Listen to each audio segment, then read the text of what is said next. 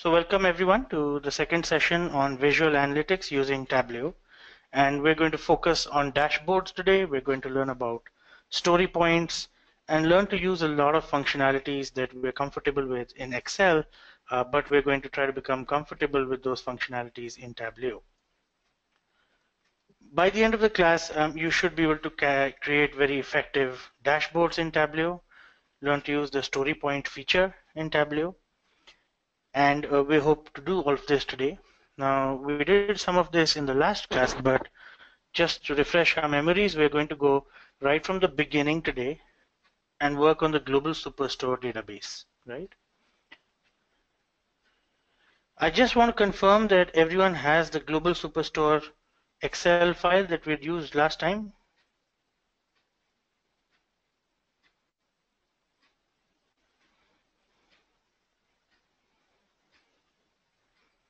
If I could get some comments in the chat box. So Karthik, Juhi, Bhavna say yes. How about everybody else? And I'm going to wait. I hope we have Tableau installed as well, right? Anyone who does not have Tableau, please let me know. So Anuj, do you have the global superstore dataset?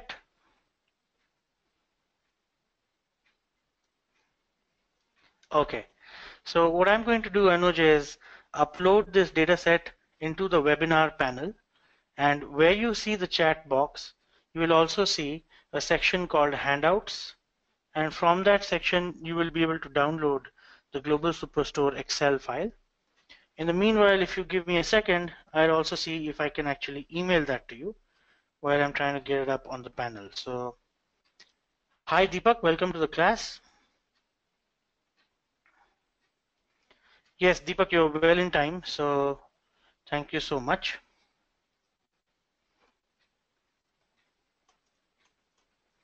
Anuj, if I could get your email ID on the chat box, please.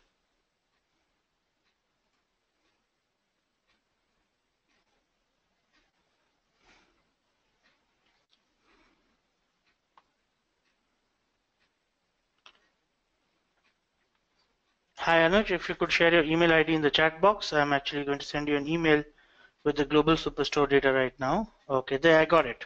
Thank you so much. Just give me a second while I email you the dataset to your Gmail ID.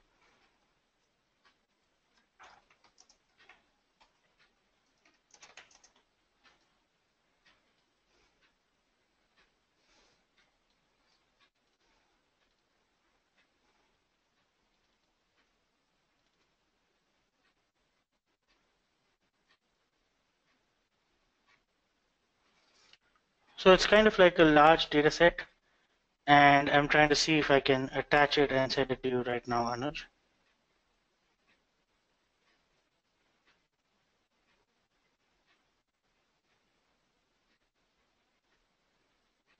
Okay.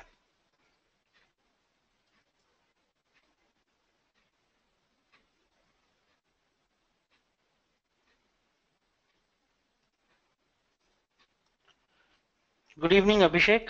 So Abhishek says good evening to everyone. That's great. So Anuj, it's going to take some time. Why don't you do this, Anuj? If you can go on the Learner Hub. In the Learner Hub, you will see a link, right, that says, let me just open up the Learner Hub for you right now. Okay. So on the Learner Hub page, Anuj, you will see a link that says Data and Presentation over here, right? And when you click on Data and Presentation on the Learner Hub page, you will be able to download the file called the Global Superstore.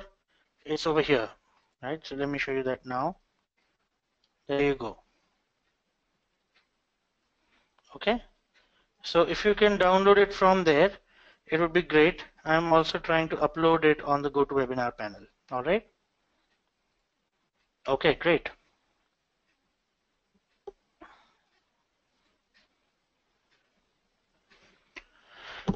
So we just want to recap a couple of key concepts, and let me see, folks, if we can do that, while we actually begin the class and just before we start out, if we can quickly recap some of the important concepts that we learned about visual analytics.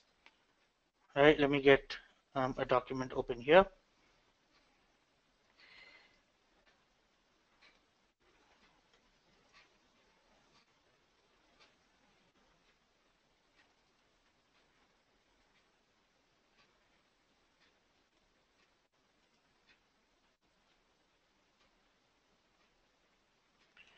Yes, so Deepak, yes, it's perfectly fine. Deepak asks if he can watch the rest of the recorded class by tonight, and that's perfectly fine, Deepak. That won't be a challenge. Okay, so very quickly, folks, we had discussed in the last class that real visual analytics is not about charts and dashboards, it's about far more. While data visualizations are really good for us to interpret information, and it's a lot in favor of simple visualizations these days, but visual analytics is more than that. It's about exploring data visually, which we will do today, and shifting visual perspectives and collaborating with people, as we do that. We learned that sometimes there are data sets like these that don't reveal a lot of information when you analyze them, but when you visualize them, really they come alive. And we learn to create visualizations like the one that you see on your screen right now, and we're going to create them today using Tableau. We learned about pre-attentive visual attributes and some preferences that people have in terms of looking at, let's say, less than 8 colors, or looking at time on the x-axis. So we learned about all of those preferences. We also learned that it's good to group information like this and make charts far more relevant by clipping together all of these over here, which don't make a lot of sense, and perhaps limiting your graph to just this section over here. So we'll learn to do that today as well in Tableau. And a recap again, that these kind of dashboards don't make a lot of sense. They're using volume, they've got far too many different visualizations, more than 5 views, which doesn't make a lot of sense. And the importance of the top left corner of your screen for the English speaking world, as well as the fact that dashboards should make sense in 5 seconds, or less, right? And we're going to learn to do that today. And hopefully all of you have downloaded the Tableau trial and got it up and going. So Anuj, I hope you have Tableau installed on your computer. If you can confirm that, Anuj. All right, fantastic.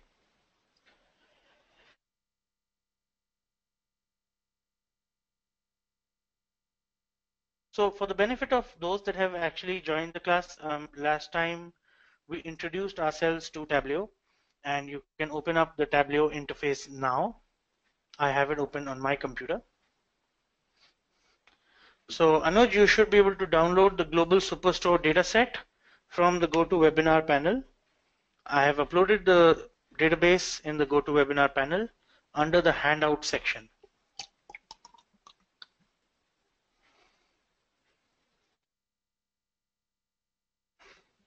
Please click on it and download the dataset while we speak.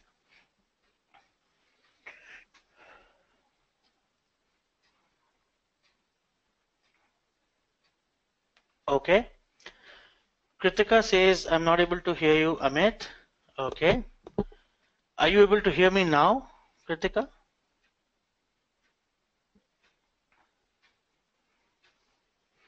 Sometimes it can be an internet issue at your end, right?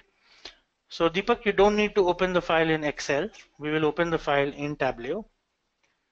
Can everyone confirm that you're able to hear me loud and clear?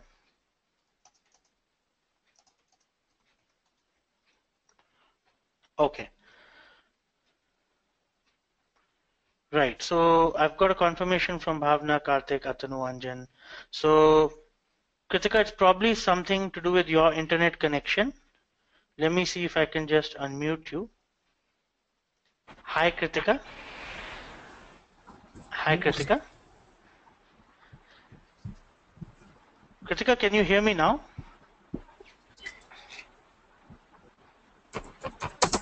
Okay. All right, great, Kritika.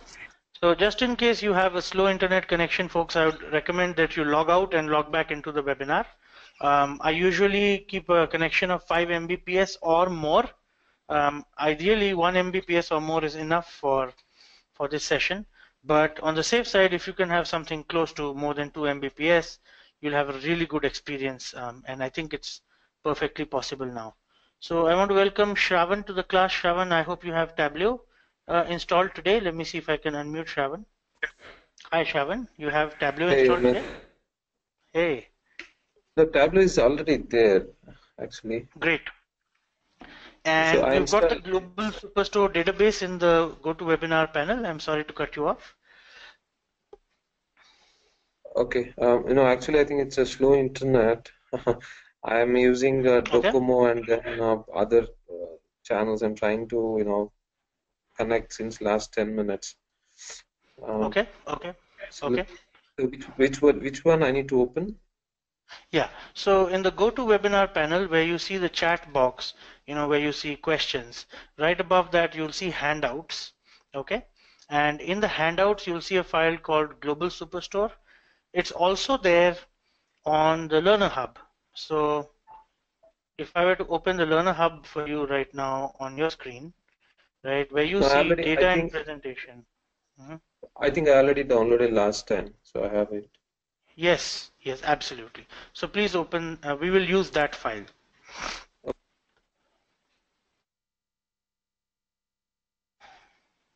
Great. So I'm assuming everyone is set and we're going to move ahead now. Thanks folks for joining the session. First of all, if this is your very first session on Tableau, I want to quickly summarize that Tableau has the ability to connect to a variety of databases, including Excel, text files, MS Access, JSON, statistical files, and far more. And over here, you can actually look at all of the different databases that Tableau has a capability to connect with. And right? So now we're going to connect up with the Global Superstore database, and you can click on Connect to Excel on the top left side and navigate to your file, the Global Superstore, wherever it is on your computer, and open up that particular file. When you do that, you'll come to this particular screen here. We call this the data connection window. And in the data connection window on the left hand side, you can actually look at all of the different tabs on your Excel sheet, the orders, the people, and the returns of the products from your companies. What you want to do now is one out of two things. You can either drag a particular data and drop it out there on the canvas. And let me show you the canvas. This over here is your canvas, and here is your data. So you could either drag and drop it there, or you could double click, one of those two things. So what I'm going to do, like last time, is drag and drop orders on this particular canvas here.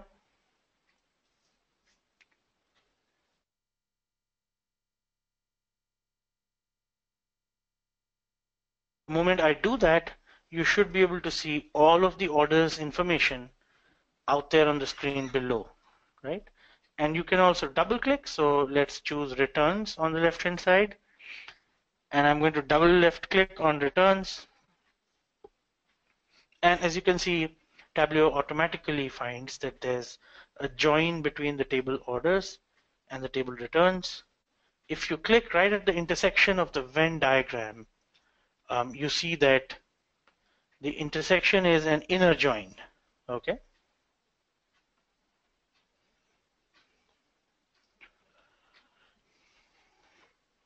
You can even edit this particular join, but for this particular session, we won't be using the orders and the returns. We're just going to focus on the orders that have been placed. And so you can actually click on the pill on the right hand side of returns, which you also call a drop down, and you can click on remove.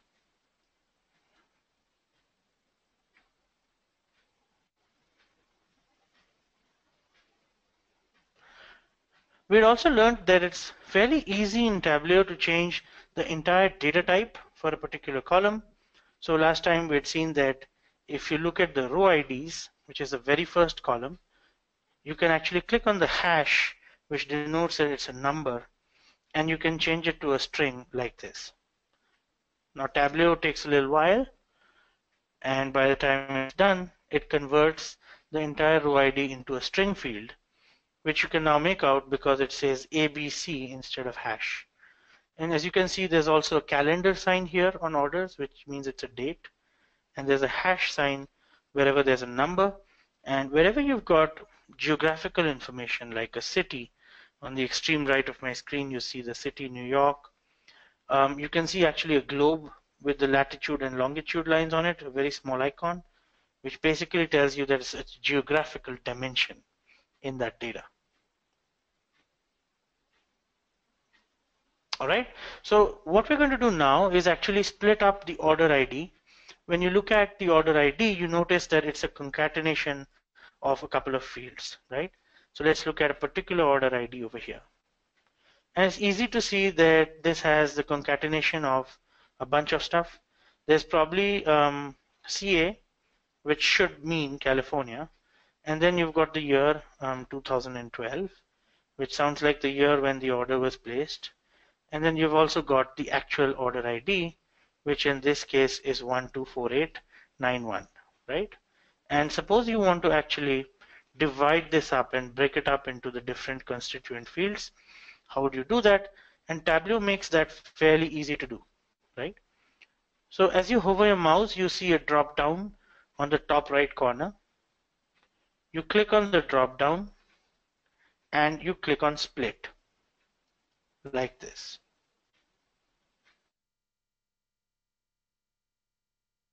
Can everybody please do that?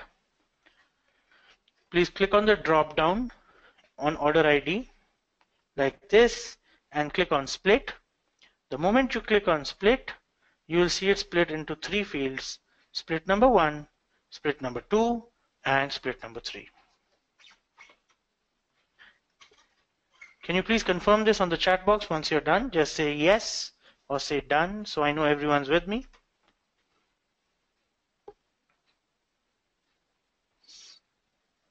Karthik and Juhi say yes. Okay. Abhishek, Anjan, done. Bhavna, yes. Shravan, Kritika, okay, fantastic. Atanu, how about the others? Ashdeep, done. Okay, fantastic. Atanu. Shelly, Deepak is done. Okay, fantastic. Okay, Atanu, no problems. I'll wait for you to finish. And Shelly, how about you?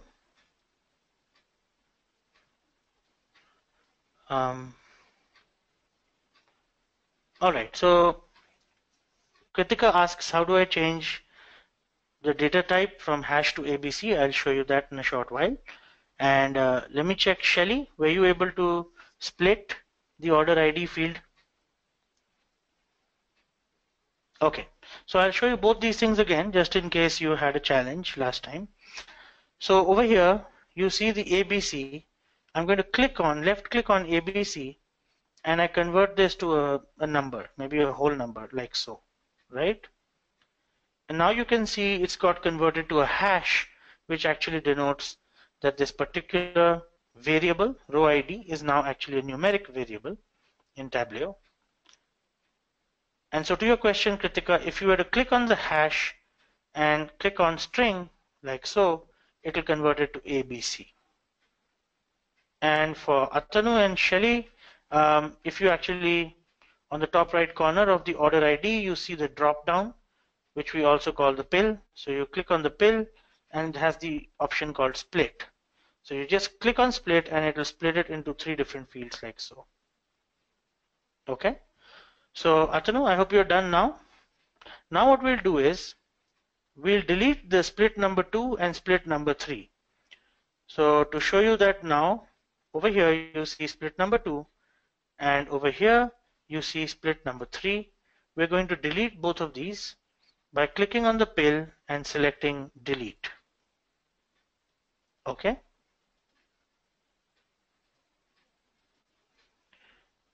So let me do that now. I'm going to click on the drop down like so and click on delete, which is the fifth option in the drop down.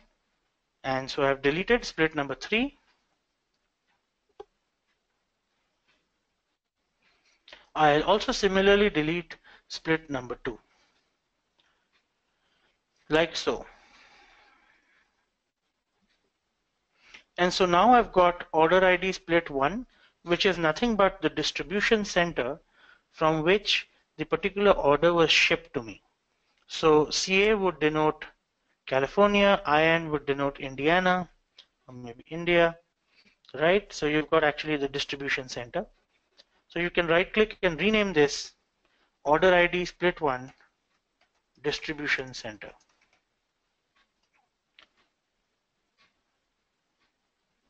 All right, everyone done? Please confirm once you've done this, and we'll move ahead. I'm going to wait for your confirmations in the chat box.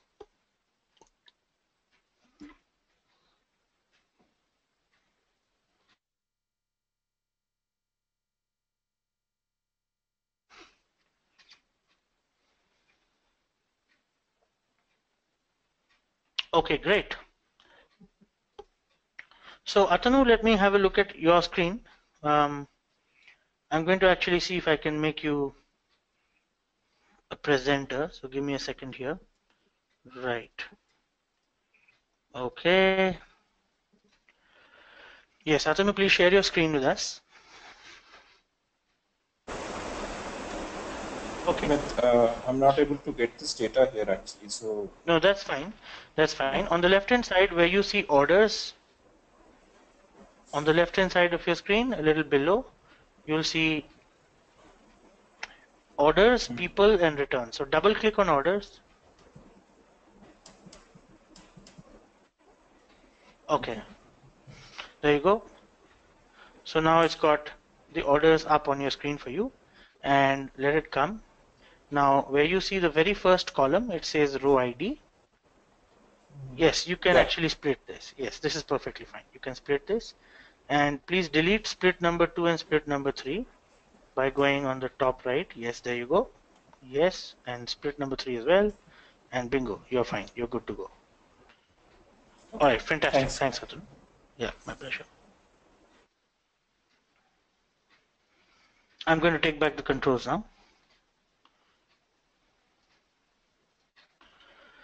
Right, folks? So we're going to move ahead. Now, as you can see, there's a couple of options on the screen on the top right corner, and I'll draw your attention to those options. The first one is that you can connect live to a data set. So Tableau has the capability to connect to a live database, and as the data changes in the database, whether it is a PeopleSoft database in Oracle, or whether it's an SAP database in SAP HANA, if it's the HR database there or the marketing database, you can actually connect to any live database here using live. And that is recommended when you want to dynamically view the data. Let's say you have an event in progress and you want to use the data for the event and it's getting dynamically updated in the database, then live's a great idea because it's changing rapidly, from minute to minute. However, if there's not a very significant change in the data that you're trying to analyze, or let's say suppose you're analyzing historical data from a descriptive analytics standpoint, then you might want to prefer to use extract option and extract data like we've done right now, and we're working on a static data set. Right, so like Shravan said, cricket, polls, absolutely. That's a very good point, Shravan. So, cricket is dynamic, so you might want to connect if you have, for example, the API for the ESPN website, you can connect to it on Tableau and analyze your data dynamically. That's how it happens out there when you see a cricket match, right?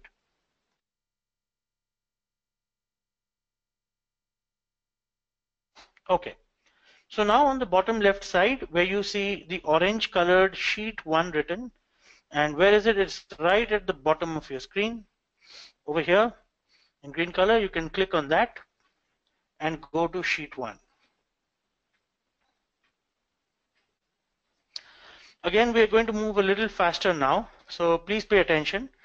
What we're going to do is drag category to rows and quantity to columns. So where is category? It's in the dimensions right on the top left, and I'm going to drag it to the rows. And then I'm going to drag the quantity, which is in the measures, on the bottom, and I'm going to drag that and drop it on the columns.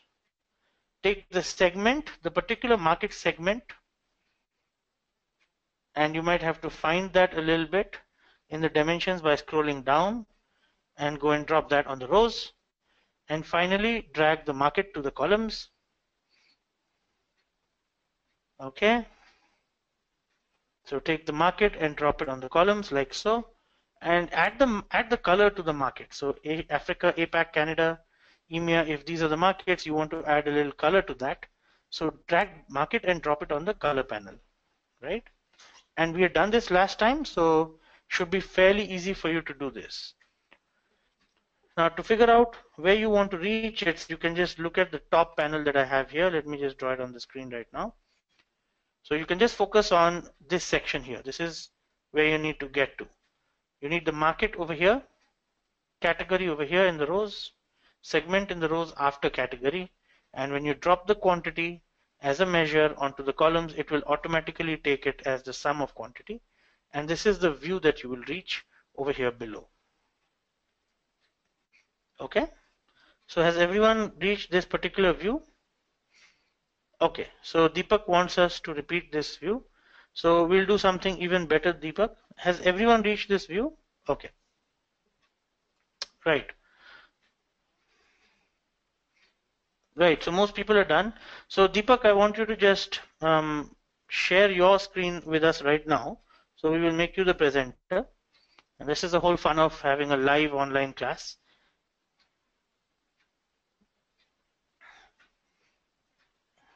Yes, Shravan, I will come to you if you haven't found sheet 1. Okay, so Deepak, what you now need to do is you need to take category, right? So, and you need to drag it and drop it on the rows. Okay, now I want you to take let me see what else you've done. You've taken market and dropped it to the columns. Okay, so I want you to take quantity and drop it on the columns, but you need to drop it after market. Yes. Okay. That was correct. Yes. Yes. And now you need to take the segment and drop it on the rows. Okay. Yes. Absolutely. And you want to give color to the markets, Deepak. So you want to drag the market and drop it on the color panel. Okay. So on the dimensions, not from there, please drop it back. Okay. You need to pick it up again from the dimensions panel on the left hand side of your screen. Yes. And drop it on top of color. Okay. Drag it and drop it on top of color. There you go. You got it. All right. So I'll go to Shravan now very quickly, and these are the basic building blocks, and I want to make sure that everybody is very comfortable doing these things. You want to leave with, you know, applied knowledge. So Shravan, coming to your screen now. Okay. So Shravan, right. So what you need to do is, you see at the bottom of your screen, you see a what if forecast, correct? All right, right on the right hand side of the what if forecast, you see a small icon, a very small icon. Yes, click on this icon. That's it. And this is the very first sheet. Now I want you to drag category to rows. Okay, so for some reason, Shravan, which version of Tableau do you have?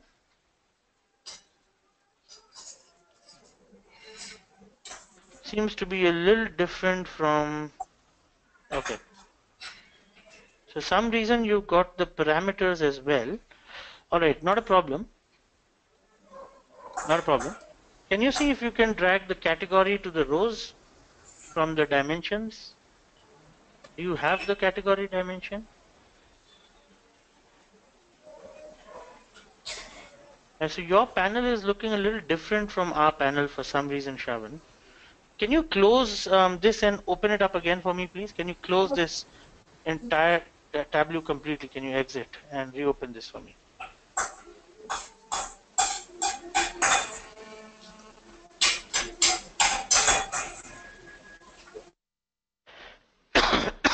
I'm sorry. I'm just going to mute you, Shravan. Yeah. Okay. So what I'd like you to do is open up Tableau again. on your computer?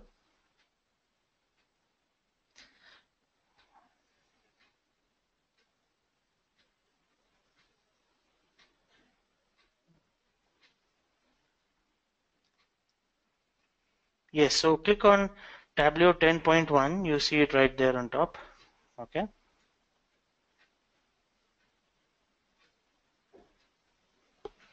Thanks everyone for your patience while we actually resolve this for Shravan. So click on Excel, yes, and navigate to the Global Superstore. Double click that. Okay. Let it open up. Okay. All right. Now double click on orders in the sheets on the left hand side. Okay. And split the order ID once it appears. Give it some time. Just use the drop down. Not that. That's the ascending descending. Yes. Use the drop down and split. Okay. Yes. And delete those two.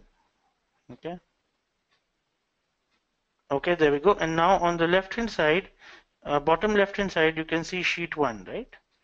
Yeah, that's fine. You can let that be. You can click on sheet 1. Okay. Now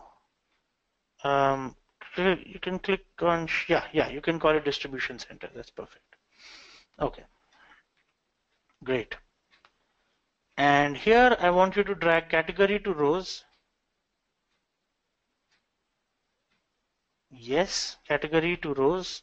Quantity from the measures, it's in the measure section. Yes, and drop it to the columns. Segment to the rows. Yes, segment to the rows. Okay, absolutely. And mark it to the columns. Right. Finally, you want to add color to the market, so just drop. There you go. Fantastic. Thank you so much, Shravan. And thanks everyone for your patience while we sorted this out for Shravan. Okay. So I think we've got Mike who's just joined us. Welcome, Mike. Welcome to the webinar.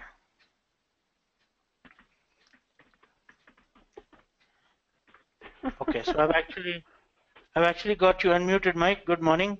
How are you doing today? Good morning. All right. Good morning. Just woke up. I know we do this shock therapy with you, Mike, every time. You just get off bed and we've got you working on analytics. So what we're doing right now, Mike, is we've just opened up the file called Global Superstore in Tableau. So you can actually join us and you can open up Tableau and open up the Global Superstore file that we did last time. Is that okay? Okay. Yeah. Okay, fantastic. And each and every view that we're creating is different from the previous views.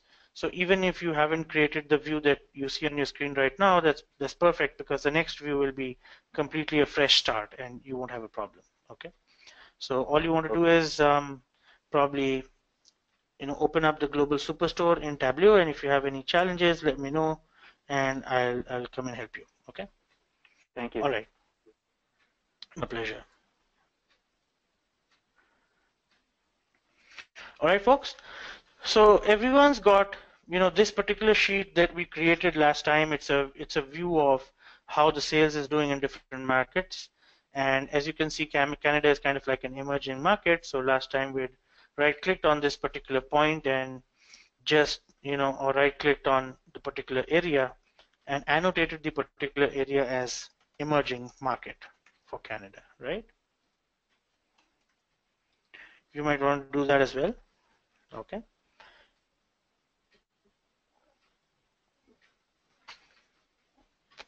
Now, as you can see, right, you can hover over any of the labels and you can look at a lot of information. So you can look at all of the information that you've actually dragged and dropped on the columns and the rows.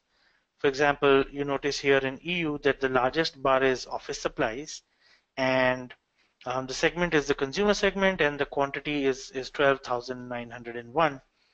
And so all of this information is available for you, right? If you so wish to, you can add the labels as well, And there's a couple of ways of doing that. One is you click on the labels in the marks and you say show mark labels. You check box show mark labels. The moment you do that, you can see all of the numbers. But that's something that you do more in Excel. I think the idea here is that you can hover and look at the numbers, and you can actually remove the labels for the time being like so, and just let the visualization do the speaking in terms of the data for you, right? Okay, and we all understand dimensions and measures, but just to recap that for the audience, okay? It all depends on your data set. For this particular data set, Tableau has done a fairly good job of trying to figure out what are the dimensions like category, the countries where we're doing the sales, the distribution centers from which we're shipping the products, the postal codes, and a whole bunch of information, right? As well as the measures. Now, the measures, are different from the dimensions in the sense that the dimensions tend to be discrete. So when you look at markets, for example, right, Africa, APAC, Canada, EMEA, is this a numerical variable or is this a categorical variable? Can I get your response? Remember the class you've been through on statistics with RP? Is market a numerical variable or a categorical variable? All right, so everyone says categorical. Right, that's the correct answer. Right, thank you, Deepak. Thank you, Kritika. Thank you, everyone. So you're right, this is a categorical variable. And now, if you look at it, you've got a blue color code for market over here, which tells you that it's a dimension, and the same for category and segment. But quantity, on the other hand, is green in color when you drop it, and that tells you that it's a measure. So what's a measure? A measure is something, well, usually it's numerical first up.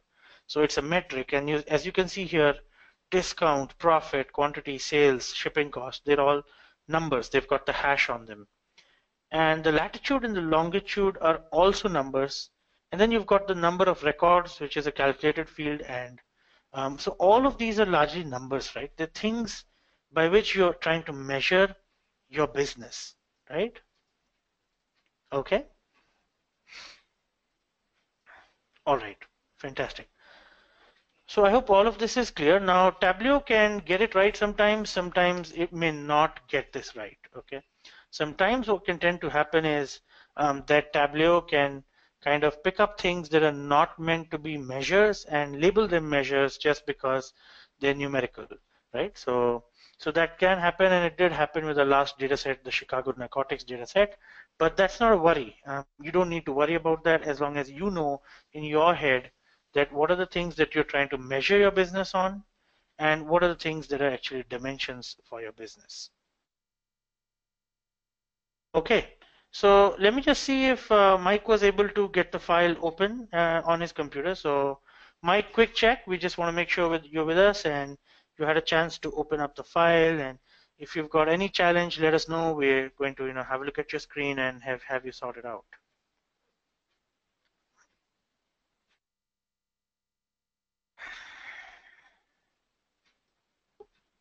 All right, fantastic. Mike's got it open. Right, so what we're going to do now is you're going to rename this and call it emerging markets. So let's rename sheet 1, and we're going to create a lot of sheets today, and let's call it emerging markets. Okay, there you go. So right at the bottom of your screen, you should see emerging markets. And we're going to create multiple views of this, okay? So Mike says he's done it. Okay, fantastic. How about everyone's renamed this the emerging markets?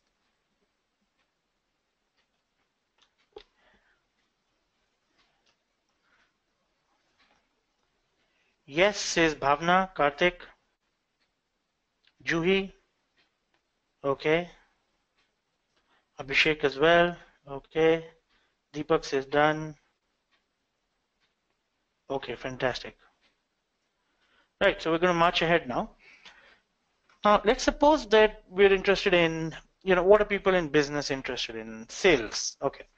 So let's suppose that you're interested in sales, And what you want to do is open up a new sheet. So right next to emerging markets, you've got the icon for a new worksheet. You click on that like so, and you've got a new worksheet. What you want to do is you want to take sales from the measures and drop it over here in the margin like so. Okay? And when you do that, what Tableau will do for you is actually summarize the sales as a cumulative. So it's going to show you that the total sales that you have is it's around $12.6 million. As you hover on the bar that you create, when you drop sales over here on the left hand side on the margin, you get this bar over here, right? Is everyone with me?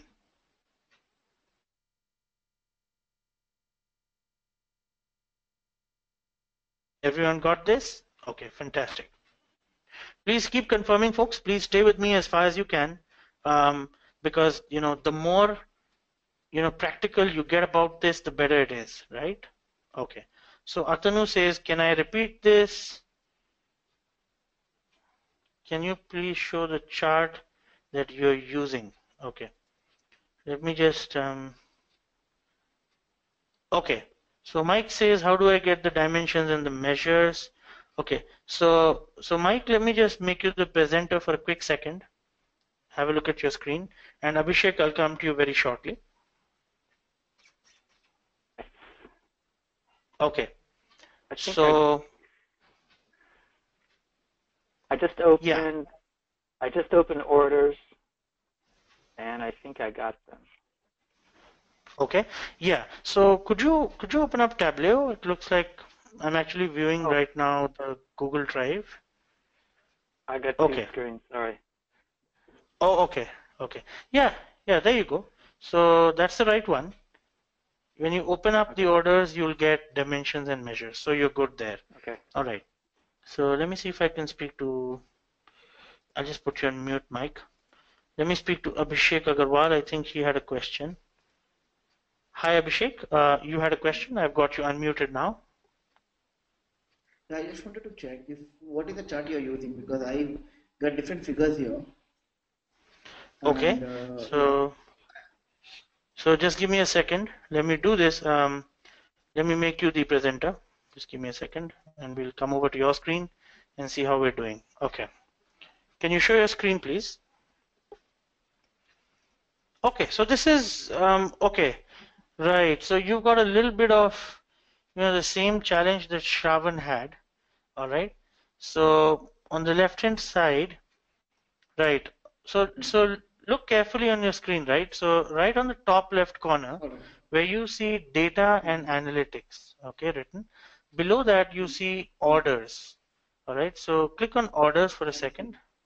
Now, the moment you click on orders, you notice that it kind of, arranges things the way they should be. Only that I don't think none of us have this view of parameters. So the other thing you could do is you could just close this and open it again, if that helps, if you need to. But I think you should be fine now with this particular view over here.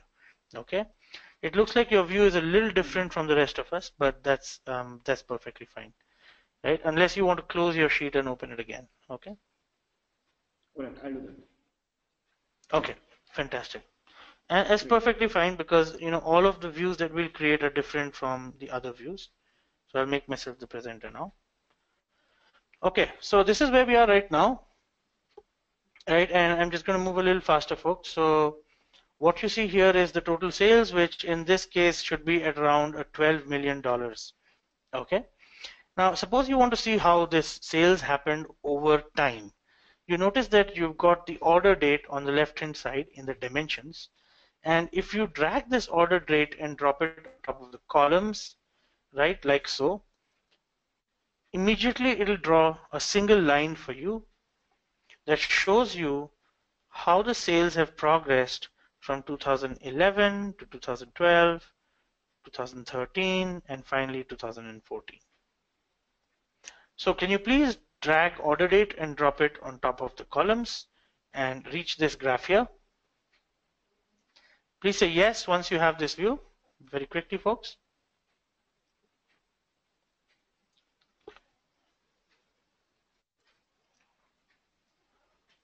All right. Everyone's there?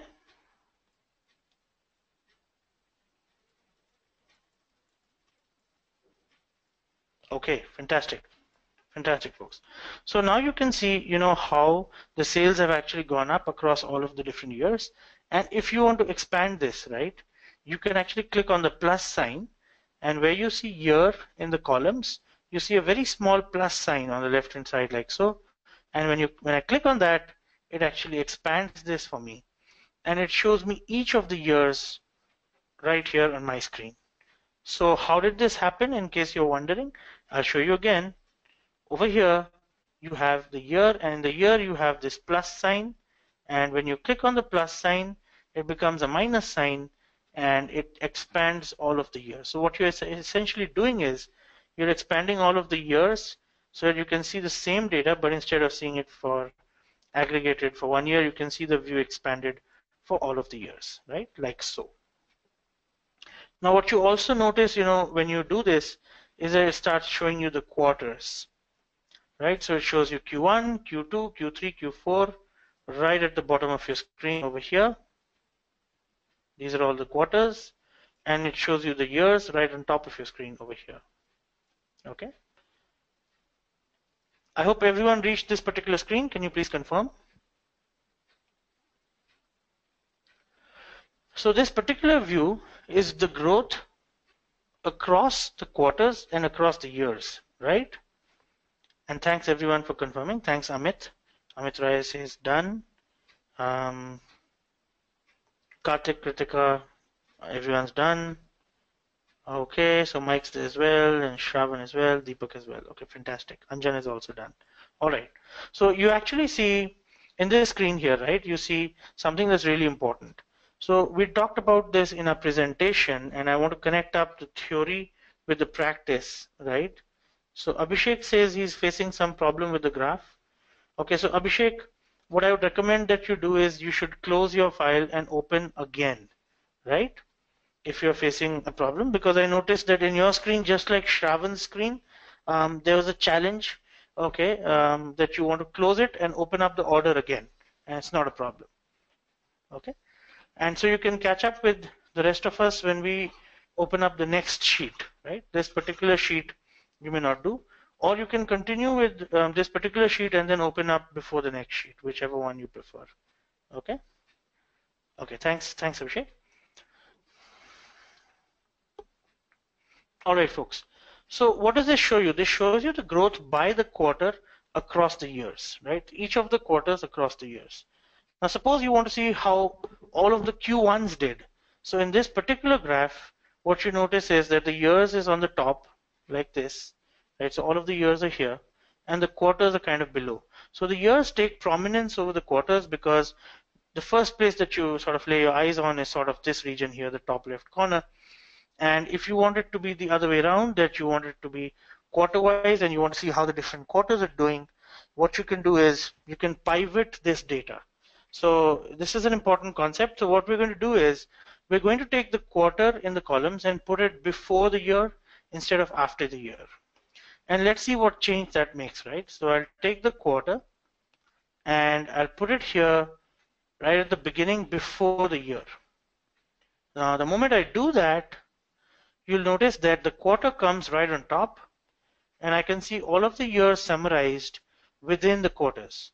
So now I get the view of how all of the Q1s have done across the different years. So imagine if I want to see, what the attrition has been in Q1 or what the sales have been in Q1 across all the years, it becomes far easier for me to do if I pivot on the quarter rather than pivoting on the year. Everyone got this screen here? Please say yes when you're done.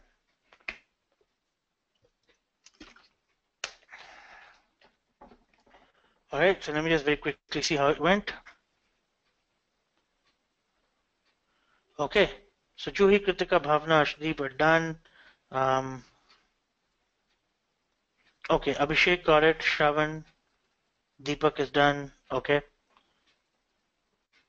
Right, so please practice along, folks. Okay, everyone should practice along. Anjan says he's done, Amit Rai as well. Okay, Atanu is done as well. Fantastic. Because it's really hard to find time, and I'd love for everyone to practice in the class. Okay. Right. So again, I want you to notice something, right? No matter how you pivot the data, we learned something rather important in our theory, and I don't know if you remember, but we talked about time and whether time should be on the y-axis or whether time is preferably it should be on the x-axis. And does anyone remember what we'd found? Anyone who can comment on whether time should be on the y-axis or the x-axis? Okay, so I'll wait for a few responses. Do human beings like time on the y-axis? Do they make better sense of it on the x-axis? Okay, so Karthik, Bhavna say x-axis. That's the correct response. So so Anjan, actually it works better, right, when you see it on the x-axis, and I'll give you a few more examples, Anjan, as we go along. Okay, got it. So you notice here that no matter how you pivot it, whether you put the quarters before the year or whether you put the quarters after the year, you notice that the time remains on the x-axis. So the quarters that you see here, right, and the years are all on the x-axis. They're not on the y-axis in Tableau, right? Unless otherwise stated, you want to actually prefer to have time on the x-axis. Okay. So now, suppose you want to actually look at the years as color. You don't want the years to show up in this graph. You're okay to have the years show up as a color. So what you can do is drag the years from the column and go and drop it onto color, right? So Tableau makes this really easy. Now I'm going to remove years from the view and just make it color. And the moment I do that, now I can just see how the quarters have been doing, okay? And the years have been aggregated as colors. So the first one here is the year 2014, like I can see in the legend. And let me draw this for you. So over here, 2014 is blue, sky blue, and you can see that it's actually very aggressive sales across all quarters in 2014. And when you look at 2013, it kind of went up till the second quarter, but then beyond that, I think it kind of tapered down a little bit, and the growth was a little softer, and something happened out there in Q2. Pretty similar when you look at 2012, but then again, when you look at 2011, I think the growth was, more, the trajectory was a little bit more like the year 2014, where you saw phenomenal growth happening, right? Okay, so I hope everyone got this view before I move ahead.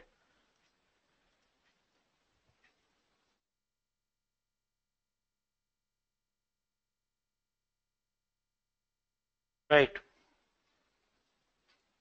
Okay, everyone's done. Thank you. Thank you for that. Now, let's say, for example, you want to change the order to months. So currently, over here, when you look at the order date, right, you can actually change this to months. So you click on this little pill here, okay, and it shows you months over here at the bottom instead of quarter. Okay. So again, to show you, it's over here in the drop down, and you click on month. Moment you do that, it actually breaks up your sales, but it breaks it up into all of the different months out there, right? Okay. So everyone got that? So what we did was we moved from the quarter view, like so, using the pill, and we moved from the quarter to the month view, which is like so. Okay.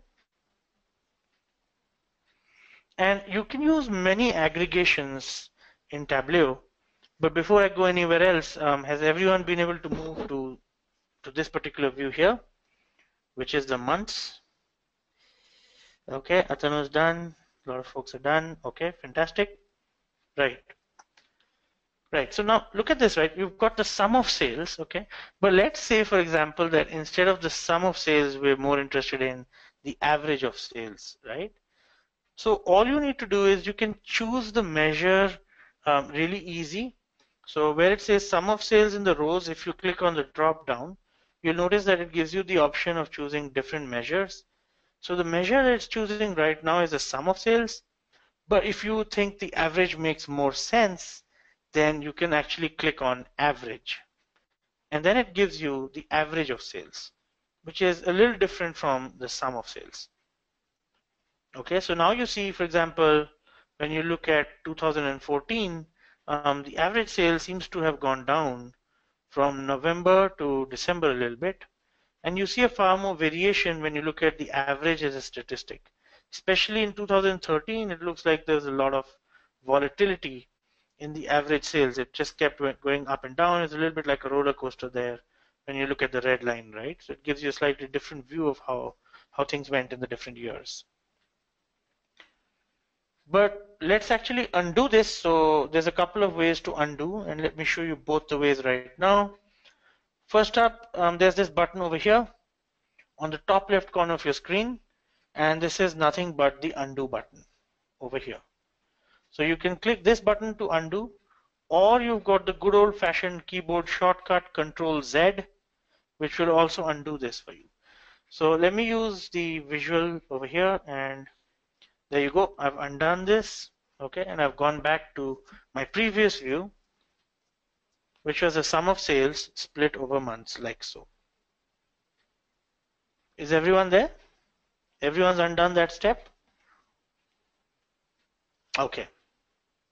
Now what if you want to see the year-over-year growth, right? So Atanu says done. Okay, Bhavna says yeah. Karthik says yes. Okay, Ashdeep is done as well. Okay, fantastic.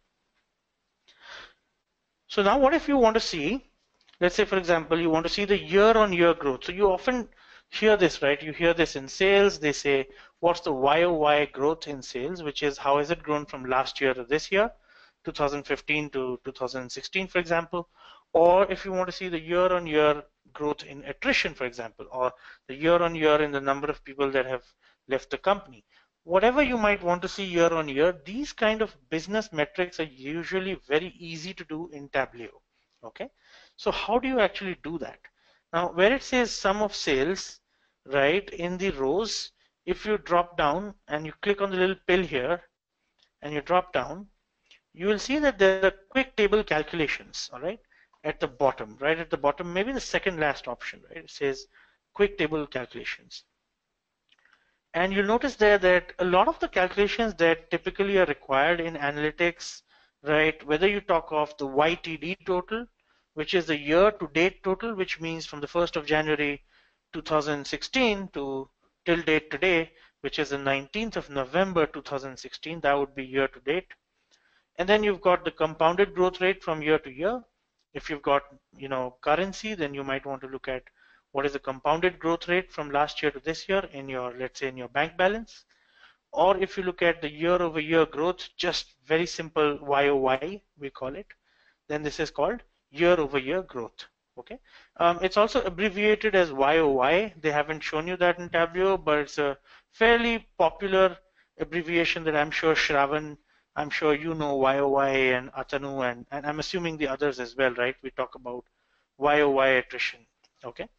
So if you click on YOY here, year over year, right? So again, how do you do this? So you go to sum of sales on the drop down and you click on quick table calculations and click on year over year growth like so. And this is the view that you should come to now.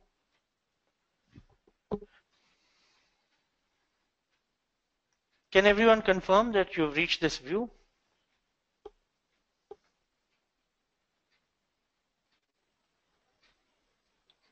Okay.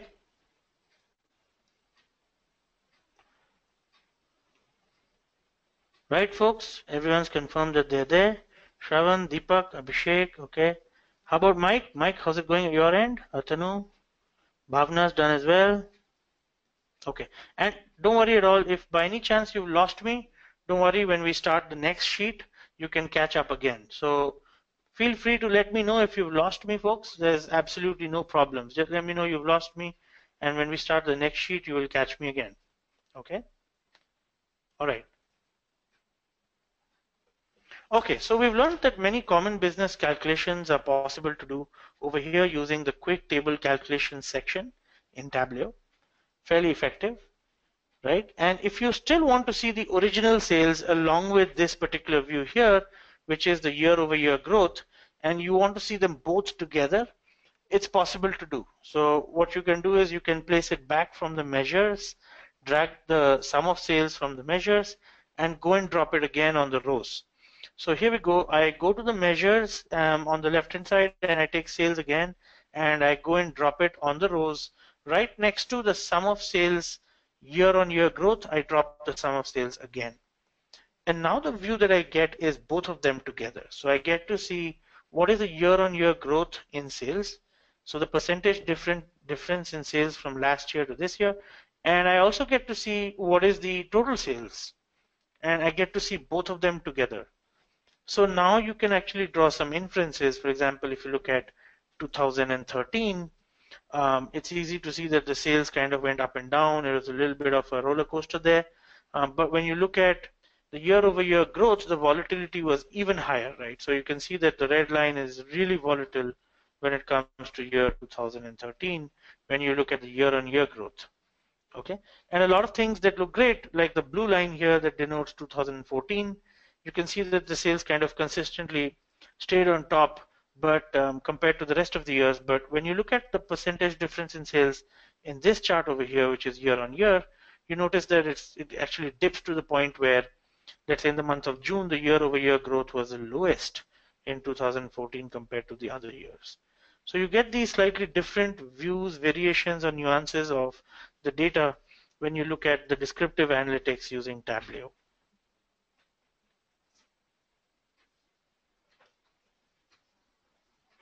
Now, if you want, you can see the year-over-year values in the tooltip. You don't really need to have it on the graph over there. So the calculated field that we had, sum of sales over here, the very first one, okay, you can take it and you can go and drop it on top of the tooltip, right, over here, like so. Okay. So now you've got a simple graph showing you the sum of sales as a calculated field with a tooltip, right? The tooltip basically allows you to see additional information in the graph.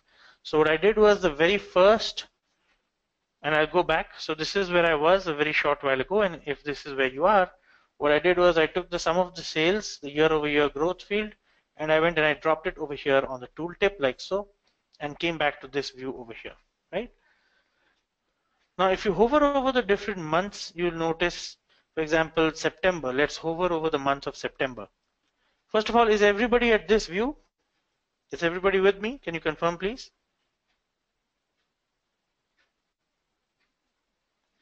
Okay, Shravan says yes. All right, everyone's with me. Fantastic. Right, and Bhavna says yes. Ashdeep, yep. Okay, yeah.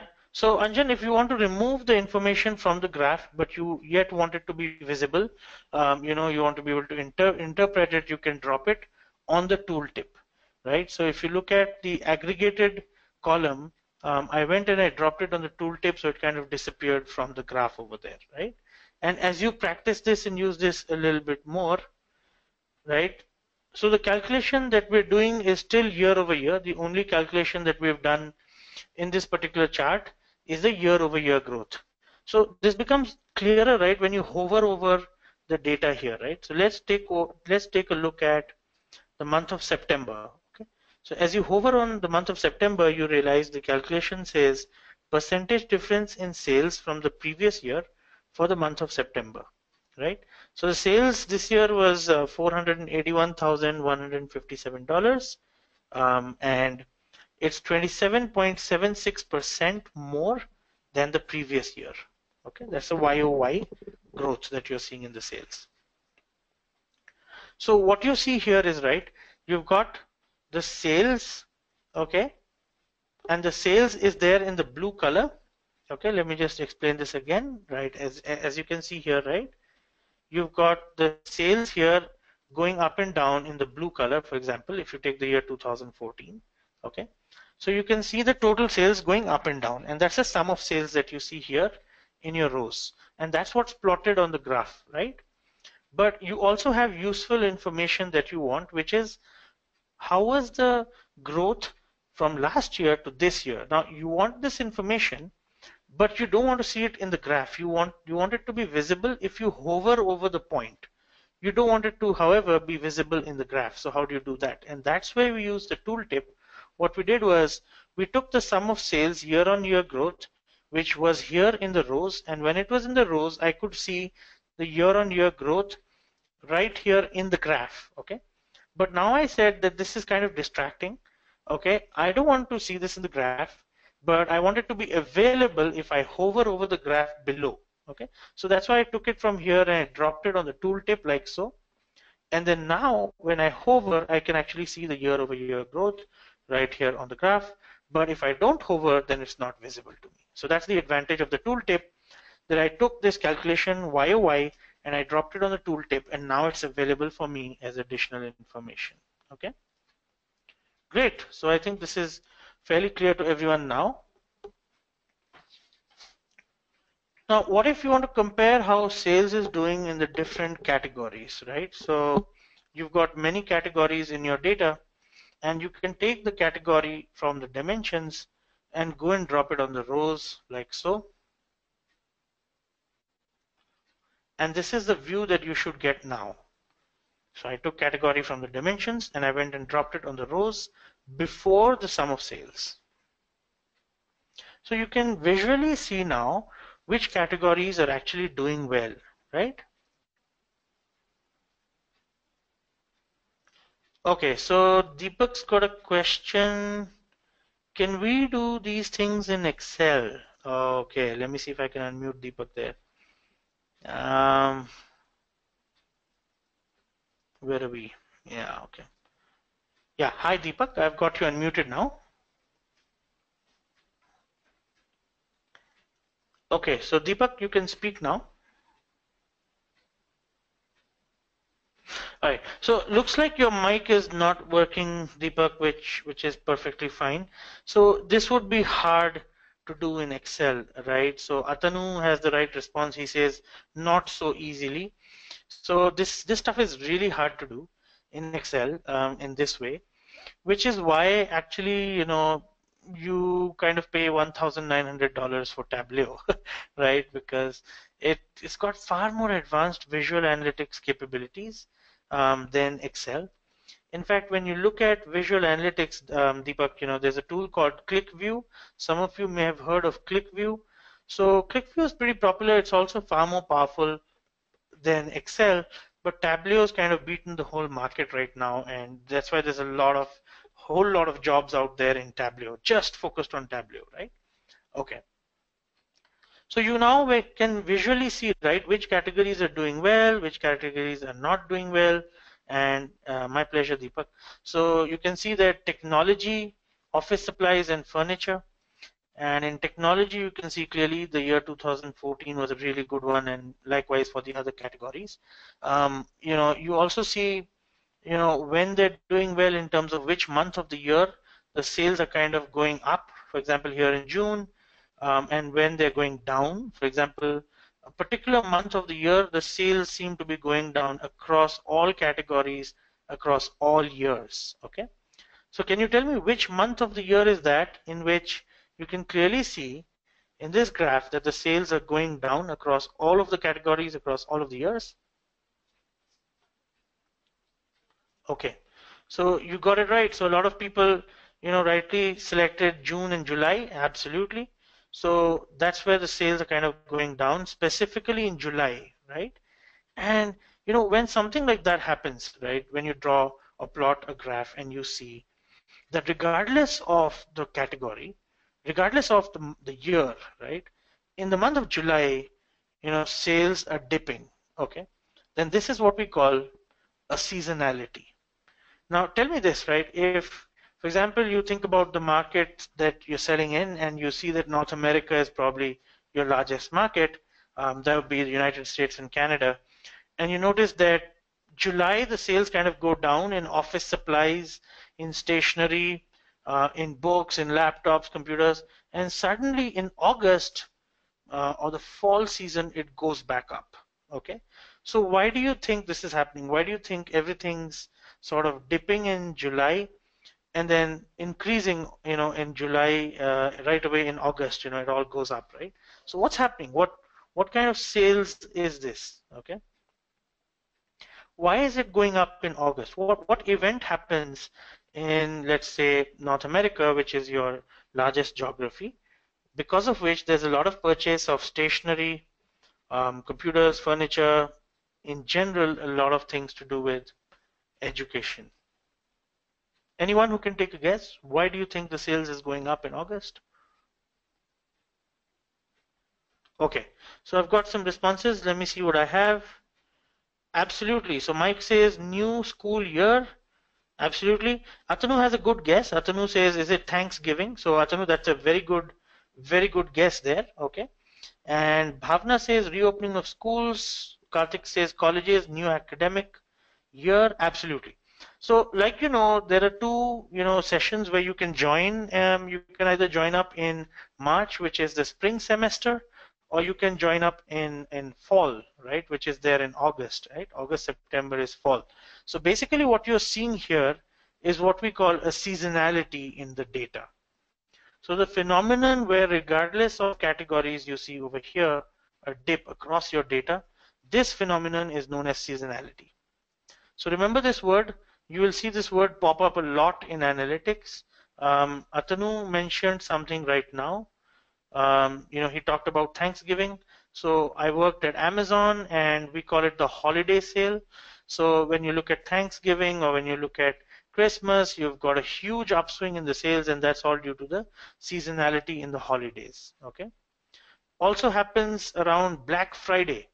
So can someone tell me what happens around Black Friday, because of which there's a lot of seasonality in the sales at Amazon.com?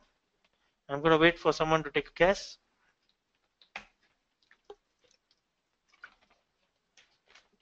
Okay, so we've got one guess coming up here. Let me just see what we got. Absolutely. So high sales and big sales, says Mike and Deepak. You're right. So you've got huge sales around Black Friday. Sometimes they call it the Black Friday sales. So that's also seasonality in data, right? Okay. So now it's possible to do a couple of things that we want to just try right now. First up, you want to right click on the graph here in the month of August, and you want to annotate this particular area, and you want to say fall semester sales. You could say fall semester sales, you could say back to school sales, whatever you like. So I'm just going to say back to school sales. Okay, there you go. So I've made that annotation, and seasonality in July. Okay, I'm going to mark that separately. So right at the bottom, I'm going to right click and annotate this particular area and say seasonal dip in sales. So this should stop worrying me now, and I should be perfectly fine to note that the sales will actually go down in the month of July. And if you're working in the sales team, this should ideally mean that your boss is going to be perfectly happy with the fact that sales are going to dip in July, but reality can be a little different. Okay. All right. No matter what data you present, people want you to have more and more sales, right? So unfortunately, that's not going to help you a lot, but at least you can show the graph and say that this is something we've been seeing every year. All right, so a couple of things we're going to do, folks. So you can right click on this particular data on the chart, and you can copy the data like so. And when you copy the data, you can go and paste it in Excel. Okay, so here's a brand new Excel sheet, and I'm going to paste this data here in Excel like so. And once I've got the data pasted, I notice that the calculated field, the percentage difference in sales from last year to this year, has actually already been populated. Okay. So even the calculated fields in the graph get populated when you right click and paste them in Excel. I've got a quick question for you. We see some blank rows, right? So for example, I cannot see the percentage difference in sales in 2011 for some reason. Any reason why do you think this might be happening? So let me just show you some of the fields that I'm talking about over here. You see these gaps, right? So why do you think we don't have this calculated field? Okay. Juhi says, can I show again? Okay, I'll show you again, Juhi. So, folks, I hope everyone's here with me, right? So why do you think we have these gaps here? In 2011, why do we not have the percentage difference in sales field?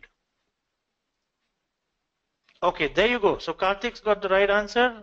Okay, round of applause for Karthik. So we don't have the 2010 data with us in this Excel sheet. In fact, you don't have it in Tableau either. And that's why you don't see the year-over-year growth for 2010. And Deepak got that as well, right? Previous year's data is not available. So you're right, Deepak. So everybody else, come on, folks, let's all stay together. Okay. So Juhi had a quick question on how did I copy this data? So you go on top of this, the chart, and you right click and you say copy. And in copy, you've got data and image. You select data and you go to Excel sheet and you paste the data over here in your Excel sheet by opening a brand new Excel sheet like so. All right. Nice and easy. We're taking it slow, folks, but by the time you finish, you will have some level of comfort with Tableau. Okay. Now you can do a couple of things with this. So when you look at, for example, the percentage difference in sales field, right? Let's just use all of the things that we're learning. We learned about conditional formatting. So if you press the control space bar, you'll select this entire field over here, right? If you click anywhere on this particular sheet, and you can actually say control A, control T first and insert your table. Once you insert your table, you click on percentage difference in sales, you say control space bar, and since it's a layered shortcut, it's going to select just the data. Okay, it's not going to select the header. And when you do that, you can go to conditional formatting in home, and you can actually use a conditional formatting. Okay, now let me try to use a good color scale. So when I see, for example, that the percentage difference in sales is also negative and it's also positive. Now the positives, I'd like them to come up in a dark green color, the negatives probably in a lighter color. So let me hover over these here, and this looks like a nice little heat map here, right, that I can use. So I'll double click this, and clearly I get a visual view of the years where you had the maximum dip in year-over-year growth. And furniture in the year 2014 clearly went down by -14%, red color. And likewise, you can see furniture in Feb. Furniture looks like the usual suspect, but office supplies here in April as well. Technology in May. And the other pieces, I can just select this whole column and go for ascending or descending order, right? So that'll also make it far more apparent. Okay. All right. So everybody's got this, right? So that's some of the advantages of how you can toggle between Tableau and Excel. And the other piece is you can right click on this and copy this and actually go and paste this. So I'll show you again. You right click and you copy the image, and you can go and paste this in your PowerPoint, right? So look at the options it gives you, right? It's fairly intuitive. It says you can copy this along with the legends on the right hand side, or you can select the legends like this on the right hand side but right next to each other, adjacent to each other, or vertically above or below each other, like so in the first option. Third option has the legends below the chart. Fourth option has the legends below the chart but adjacent to each other. Now in this case, I'm going to go with this one here, which is the legends on the right hand side and vertically on top of each other, and go and see if I can create a new slide in my PowerPoint and call this maybe sales seasonality, right? Okay, and there we go. Right.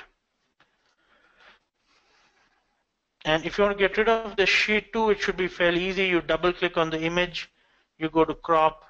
PowerPoint's got really good features like this, right? So you can actually clean it up a little bit. There you go. Yep. And you can expand this a little bit to fit your whole presentation, and boom, there you go. That's your sales seasonality. Okay, everybody's been able to do this. You've been able to export to PowerPoint and Excel. Can you take your time and practice this and just confirm?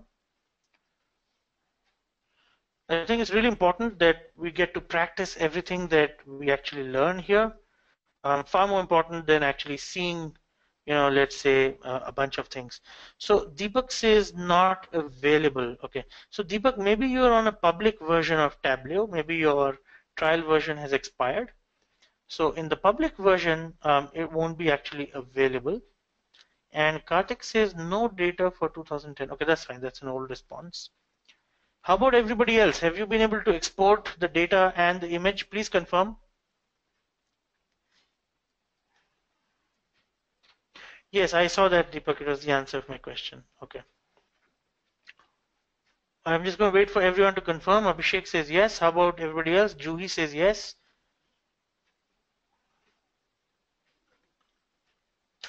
Okay, Bhavna says yes. Karthik's on Tableau public, so not able to copy. Okay, so Karthik, you can use Tableau trial next time maybe, and you will be able to practice that. So Kritika, Anjan, everyone says yes. Great, folks. Can you review the PowerPoint part? Okay, Mike says, can I review the PowerPoint? Yes, I got that. I got PP for PowerPoint, Mike. So, what I did, Mike, was I just right-clicked on the image in Tableau, and I went to copy, and I went to image, okay? And you've got a bunch of options. You could have the legend on the right-hand side of your chart when you copy the image. You could also copy the image with the legend, below your chart like so. So what is the legend? Well, for us in this case, the legend is the year. So the year 2001, and let me show you the legend over here. This is the legend here, right? So do you want the legend on the right-hand side of your chart, or in the image, do you want it right here below your chart like so, or on the right-hand side of your chart like so? And how do you want the legends arranged if you've got multiple legends? So you've got all of these choices in Tableau.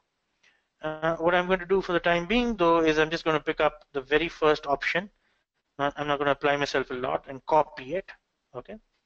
And once I copy it, I'm just going to go and paste it out there in PowerPoint. So let me take a fresh slide in PowerPoint. That's a new slide for me. And I say sales seasonality, and that's my title. And I can actually paste this image over here like so. Now what you want to do is probably get rid of sheet 2 over here where it says sheet 2. It's not adding a huge amount of value to your presentation. Okay, so I probably want to get rid of this. And you can do that. Now, like you notice here, we chose the very first option. So my legend is on the right-hand side of my graph. I can also choose for that legend to be below when I export this. Okay.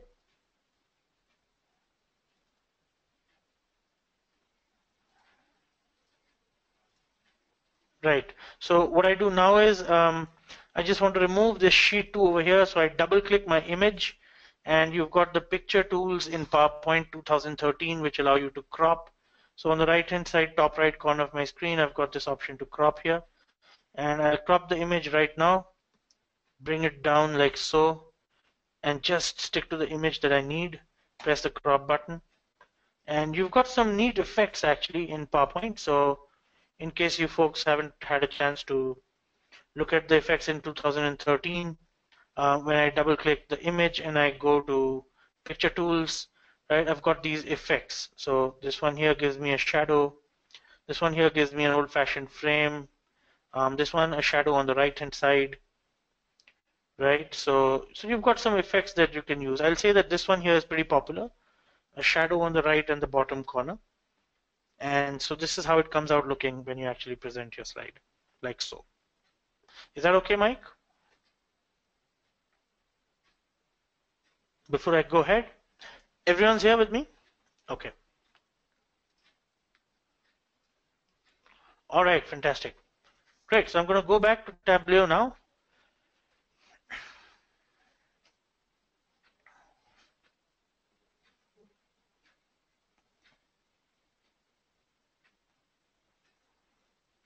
So you can do a bunch of things, right? In Tableau, you can also sort of swap the axis, and you can duplicate this as a cross tab as well.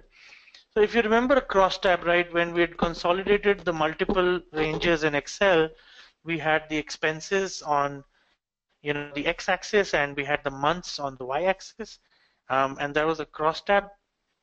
You can actually create a cross tab like that in Tableau as well. Okay. So we're going to create the cross tab in a very short while. Before that, I just wanted to ask everyone that we're at around 9 p.m. So do we want to break for 10 minutes, let's say, or 10 or 13 minutes, let's say up to 9:10. That would be 13 minutes from now. And we're going to get deeper into dashboarding with Tableau after that break. Now, a good time for everyone. Atanu says yes, he's okay with taking a break now. Karthik and Juhi say okay and yes. All right. Mike's okay as well. All right, so I'm not hearing any nays. It's all yeas in the parliament, right? So I think the Congress votes that we take a break now. All right, folks. So it's 8:58 India time. We're back at 9:10 India time, which is around 12 minutes from now. Thank you. Thanks, Anuj.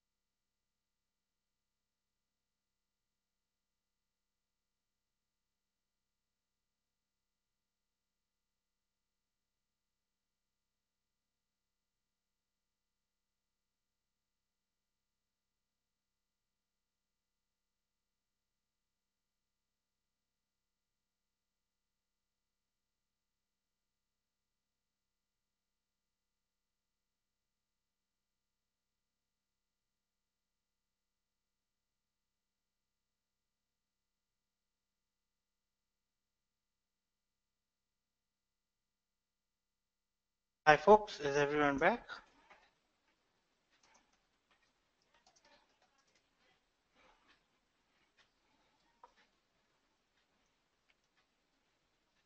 All right, Mike's back.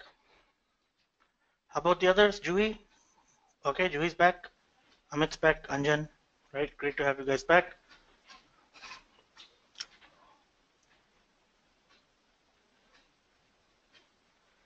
Karthik's back. Fantastic. Anuj, Kritika. How about Atanu?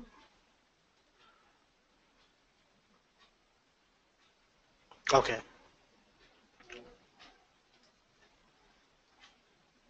Great. Abhishek's back as well. All right, so we're going to move ahead, folks. Right? So you want to know how to actually create a crosstab out of this data over here in Tableau. It's really easy to do. So where you see sheet 2, right at the bottom, okay, next to emerging markets, if you right click on that, you see an option that says duplicate this as a crosstab. Okay. So I want everyone to actually right click here and say duplicate as a crosstab, and you will reach this view over here. So now what it does is it creates a crosstab with all of the months on the top, and over here the percentage difference of sales here at the bottom. Okay. Everyone's here? Everyone created the crosstab? Please confirm. Karthik says yes. How about everybody else? Bhavna's done. Abhishek says please show us again. Deepak says please show us again. Atanu says done. Shravan says yes. Anjan says can I show it once again? Okay, fantastic. So here's where we were, right? We were on sheet number 2, and what I did was I went to the bottom of the panel where it says sheet 2. I right clicked on sheet 2 and I selected duplicate as a crosstab. And I clicked on that. I clicked on duplicate as a crosstab, and what it did was it created another sheet for me called sheet 3, and it took me right there on sheet 3, and this is what it looks like. Okay. Now is everyone here?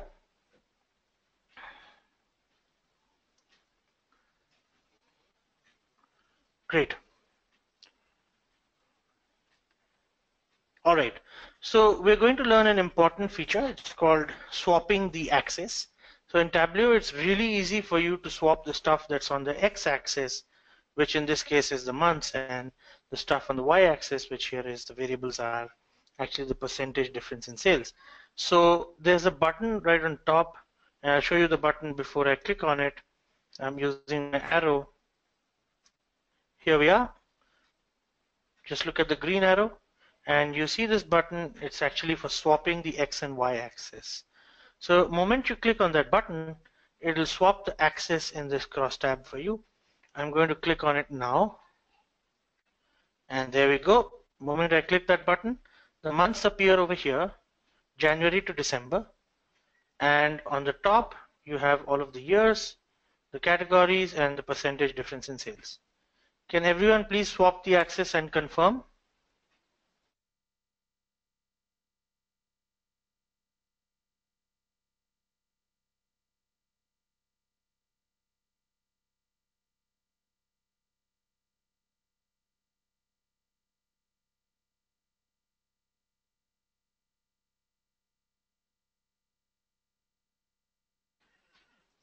All right, so I think everyone's done, and let me just look at the comments. Right, okay, so folks have actually swapped the axis. All right, fantastic. So now you can see the percentage difference in sales, and you can see in 2011, you'll notice that it's actually missing, right? Because there was no percentage difference in sales in the year 2010. So we've got a quick question from Mike saying, can I repeat? So I'll go back. Okay. So Mike, this is what your crosstab probably looks like right now, isn't it? Right, Mike? Is this the view that you've got on your screen?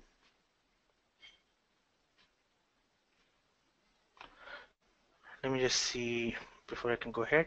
Yes. Okay. Fantastic. So the button that you need to click is on the panel right on top. So let me show you the button now. Here it is. on top, I've circled it in green. It's called the swap axis button, right? And what this does is that the months that you see over here on this axis will actually get swapped and they'll come here. So the months will appear here, and all of this information that you see here, the different categories and the years, they're actually going to go on this axis over here. So it's going to swap the whole thing for you, right? Okay, you got it. Fantastic, Mike. Thanks a lot. Right, so I'm just going to swap it now. There we go. So once you swap the axis, right, what you're going to do now is move the category from the columns and move it to the rows before the month order date. All right. So in the columns you see category. I'm going to take the category from the columns and I'm going to come and drop it in the rows before the month, like so. Okay. So what I've done is I've effectively moved the category from the top, and I've moved it here, to the different sections, right? Technology, office supplies, and furniture. So for each of the categories, I now see the same calculations. I see it for furniture, I see it for office supplies, and I see it for technology, right? Can everyone do that? Can you move category, which was actually in the columns, to the rows? So this is the way it was before in your screen, and you probably just need to drop it here in the rows before the month order date. Okay, so everyone says done, right? So now you can see each of the categories right there, and within the categories you can see each of the months, right? Okay, so if you want to make this fit your screen a little bit better, I think right now you might be having a challenge, right? Because you need to scroll down, and that's not great from a UI perspective. So on top of your screen, you see this option that says standard, right? And you can actually, drop down on that and say entire view. So instead of standard, you click on entire view, and this is the view that you get. Okay. I'll show you again. This is how it was before, and I'm going to click on the drop down. I'll click on the pill, and I'll select entire view like so. Everyone here?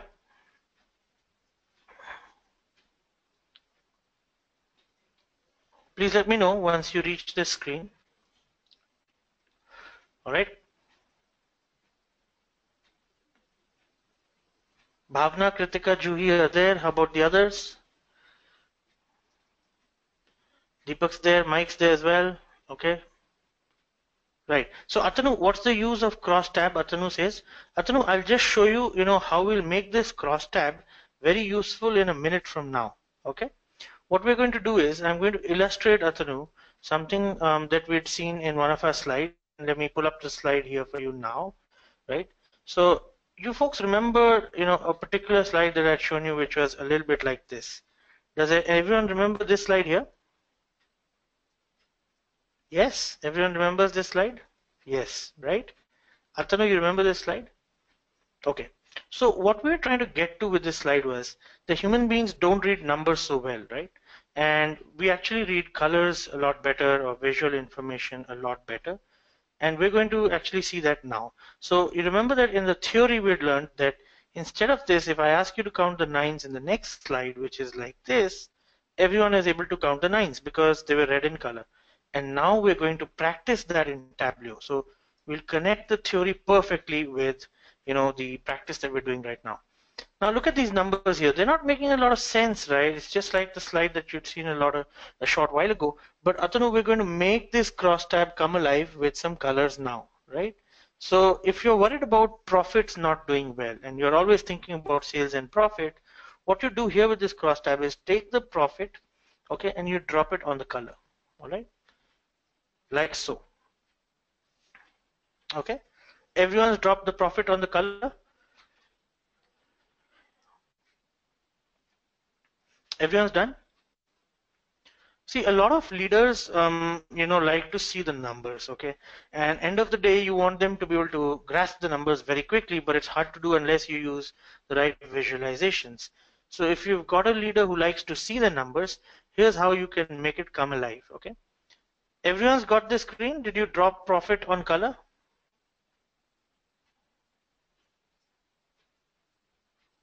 Right, right, okay, okay. So we're going to make this come alive now. So you click on the color, okay, like so, and the moment you click on color, it says edit colors, right? And you click on edit colors, and it shows you the whole panel, right? So it's saying red, and then it's going blue at the other end. So red is for minus 1,862 and blue is for 31,298, which is the largest difference, right? So what I'll do is I'll click on the red, and it's really easy in Tableau, and I'm going to stick with red. I think I'm okay with that. But when the profit goes high, instead of blue, I'm going to use green because that's a little more intuitive, isn't it? So I'll probably choose a nice deep green for, high profits. I'll choose this green here, make it a little lighter. So now what I've done is I've actually changed my color scale from red to green for high profits, and I'll step up the color. So I'll check box stepped color and step up the colors to maybe 6 colors, right? And I'll use the full color range. So there's a checkbox there for use full color range, and I'll check box that, and then I'll say OK. Now the moment I do that, you actually see in darker colors where you've got, the profits and the losses, right? So anything that's the profit is actually deep green in color. And probably what I'll do is I'll go back to my color panel and I'll make it even deeper green. So I'll select my green here and probably select even a darker green there, like so. Okay, right? And I'll click OK. So now you can clearly see that there's something that's red in color, right? And what is that? It's actually furniture in the month of January in 2012. The year-on-year sales went down in furniture by a huge amount, right? Percentage YOY sales. And over here, the greens indicate the places where there's a lot of profit, right? So even if you want to look at the numbers, you probably want to use the colors to make them come out and make them convey more information as opposed to using them with black and white, okay? So that's one application, but there's an even better way of doing this, okay, to make it even more visual. Suppose you don't want to use the numbers at all, you can actually undo this step of tweaking the colors. So I'll go back, I'll use the back button or use Control Z, whichever one you like, and this is where we were before. Okay, we had no colors. So what I'm going to do is I'm going to change the mark type to square. And how do you do that? So over here you see marks, and let me show you where. Right here. You see the mark, okay? And you can actually change the mark type from automatic. You select the drop down here and you choose squares. And that's what I'm going to do now. So I go on the mark types, I choose squares like this. The moment I do that, my numbers disappear, right? And what I have is all of these squares with different colors on them, okay? Has everyone reached this screen before I move ahead?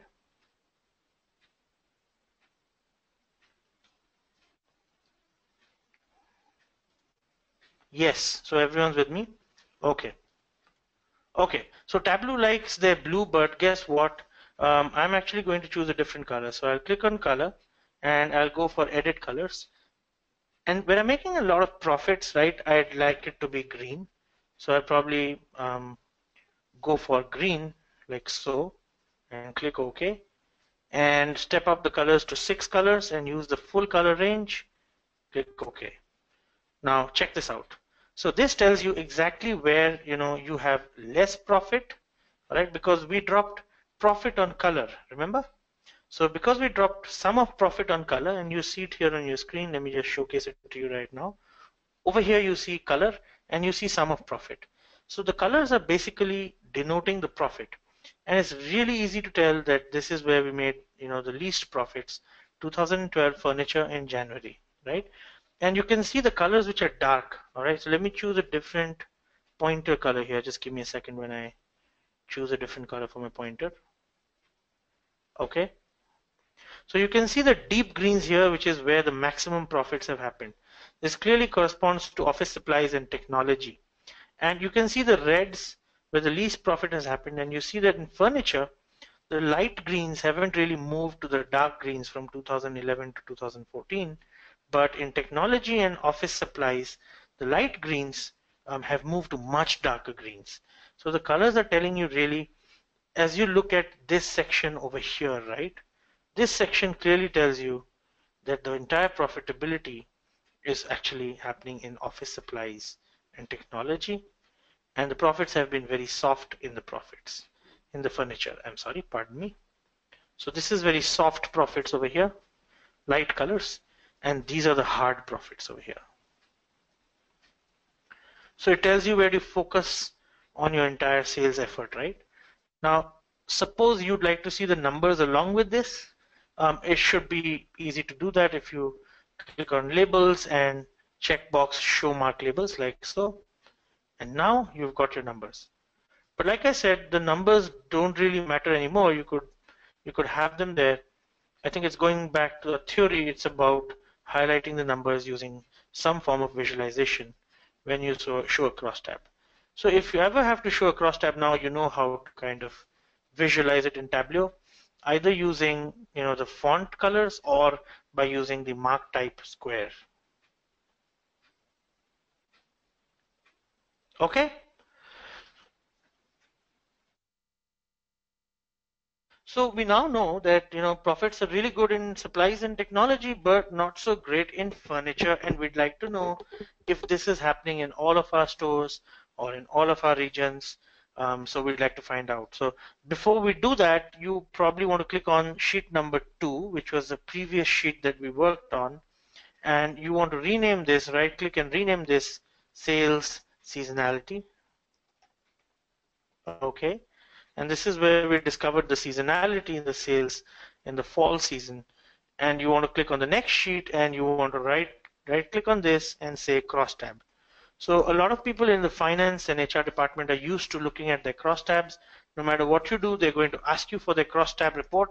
Moment they ask you for the crosstab report, this is how you actually derive the report in Tableau, and this is how you give it a little bit more color. If they find the color annoying, you can probably go to edit colors and not use the full color range. Maybe just use a little less than the full color range. Okay, great. So let's add another sheet. So we continue to work. We've created the emerging market, sales seasonality, the crosstab report, and we add the 4th sheet now. And we're going to use the feature Show Me to our advantage. We'd learned about Show Me in our last class. It's on the top right corner. And if you click on Show Me, it basically shows you all of the different graphs that are possible in Tableau. And there's really a mind-boggling number of graphs that are possible. And we're going to use Show Me now. Now, when do you want to use Show Me? When you want to use Show Me, when you know what is the data that you want to look at, but you're not sure what kind of visualization will make a lot of sense for that data.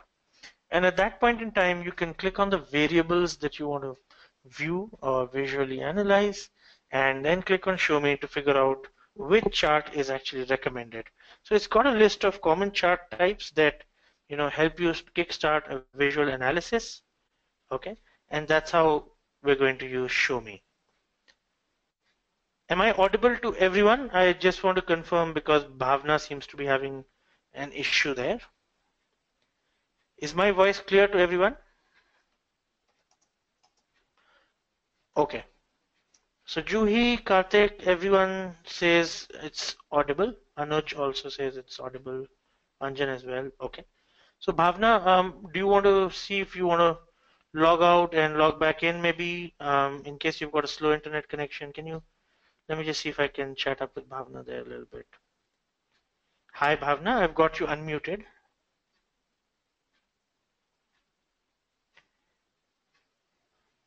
Bhavna, it might be a slow internet connection at your end because I seem to see that Juhi, Karthik, Anjan, Kritika, Anuj and Ashdeep can hear me clearly.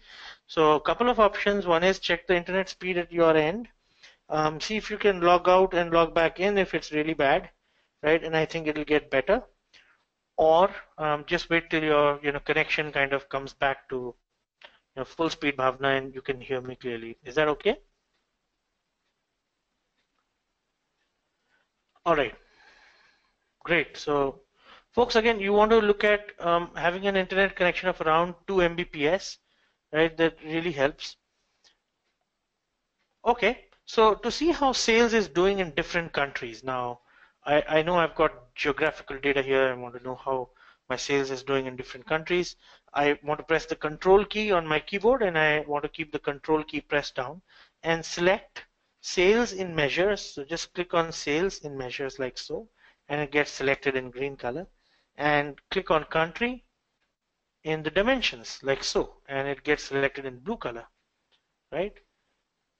Now, once you've done that, once you've clicked on sales and you press the control key and you kept it pressed down, you also clicked on country, you click on the show me feature that you have in Excel. And now you see that it's got a number of graphs that it's actually recommending. It's saying that you could use tree maps. It says you could use packed bubbles. You could actually use, the box plots as well. A bunch of graphs really, stacked bars, but it's highlighting this particular option here, which is actually the symbol maps, and it says recommended. So when you hover over the symbol maps, you see a pop-up that says recommended, and you double click on symbol maps like so. All right, has everybody reached this view here where you see the whole world and you see the sales in all of the different countries? Everyone there? All right, Anjan says awesome, right? So let's just very quickly, have a quick word with Anjan.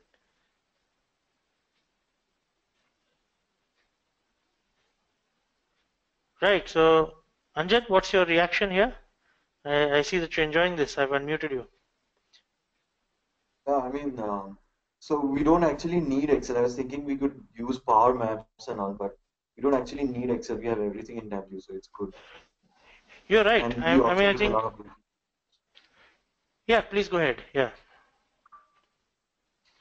Yeah, so that's what I was saying. So, I mean, I was thinking that at least we have a different option in Excel called Power You Maps, bet. which I found Yes. interesting. But in Tableau, we have that too. So it's a very powerful tool Yes. in that.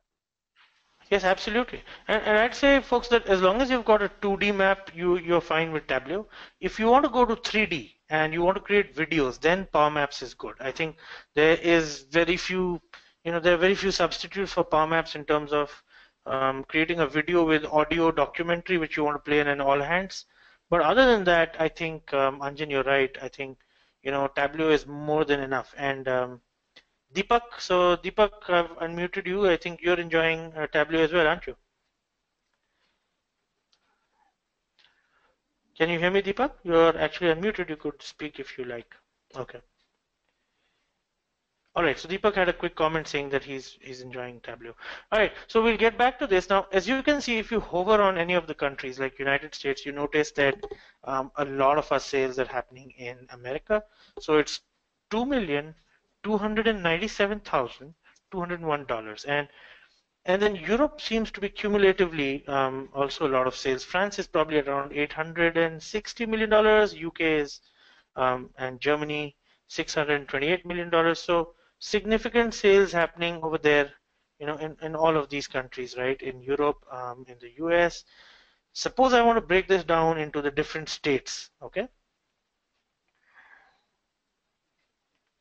Okay, so Bhavna, it's an internet speed issue, right? So there's one more thing that you can do. Let me just quickly resolve this for Bhavna. Just give me a second here, folks. Yeah, Deepak says my mic is not working. Okay. So just a second when I just talk to Bhavna and troubleshoot this. Hi, Bhavna, can you hear me now? Yes, Amit, now I'm able to hear. Okay, so Bhavna and everybody else, I want to share something that's kind of important. Anytime that you face a challenge with the audio, there's another really good way to actually get the audio, and let me show you how. So for all of these webinars, right, we also have a webinar ID. And all you want to do is you want to download the GoToWebinar app, okay, on your mobile phone. And after downloading the GoToWebinar app, you want to just enter your webinar ID and you will get the visual as well as the audio in your mobile phone as well.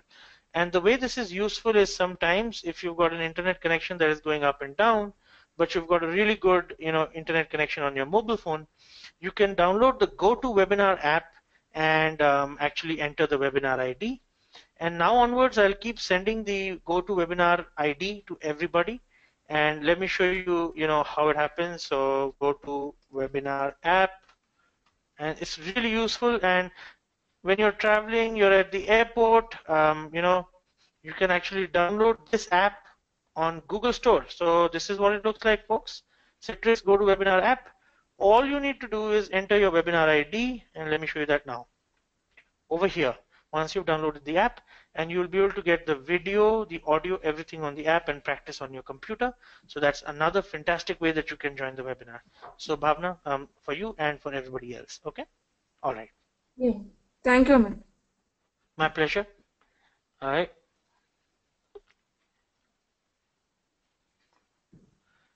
Right, so there we go.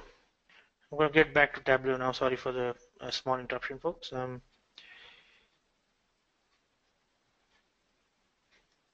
Right, so Juhi says, can we group 2 more countries? Yes, so groupings are possible in Tableau, Juhi, and we will see how groupings are done in a very short while from now. Okay. Right, so I'm coming back to Tableau here.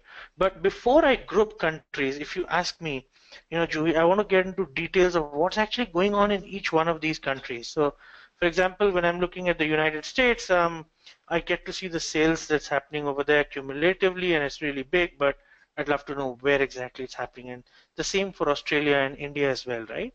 So the way you want to do that is you actually have, in the dimensions, something called state, and it's a geographical dimension. Okay, so what you want to do is pick up state and drop it on the map in any of the white areas. Basically, just go drop it on the Pacific Ocean right next to South America, right? So I'll show you how. We're going to come and drop it over here in this white area, right? And when we drop the state over here, it'll disaggregate all of this information and show us the sales that's happening state by state in each of the countries. So here we go. I'm dragging the state. I bring it right here to the Pacific Ocean, right? And I drop it here like so. Now watch what happens, okay? The moment you do that, you can see all of the different states where the sales are happening in the United States. For example, now it's fairly apparent to us that California is big, right? It accounts for maybe almost $500,000, isn't it? And then next up is, probably New York and all of the states on the East Coast, North and South Carolina, Georgia, and this should be Washington. You're probably looking at sales in Seattle, where Microsoft and Amazon have, global headquarters. And then when you look at India, you're probably looking at Kerala, Tamil Nadu, so you've got the different states, Maharashtra, which should be Mumbai, Delhi, and then in Karnataka, this should be Bangalore, right? And for Australia, it's New South Wales, Victoria, Queensland, right? So you can see the different states where the sales are actually happening once you drag and drop it right there, okay? Has everyone got to this particular view? Can you please say yes when you hear this one's important, right? Okay, so Deepak is there, Abhishek is there as well, Mike's there, okay? How about everybody else? Okay, everyone's there. Fantastic, folks. All right, great. Okay. So now that you're here, right, we'll actually learn to just play with this a little bit more. This is a symbol map. So what you call this particular kind of map is known as a symbol map. And it's a very good choice when you've got one geographical dimension or two geographical dimensions, right? So country and state, for example. In this case, we've got two geographical dimensions, which is country and state, which you can see over here in the blue colors. Let me show you here. Okay, so country and state. And you've got one other dimension, which is sales, okay? So look at this here, right? It says on the right corner, it says for symbol maps, you should try symbol maps if you've got one geographical dimension and one or more other dimensions, right? 0 to 2 measures, you can use symbol map, right? And so that's what we're doing here. We've got country and state, and the measures that we're using is sales.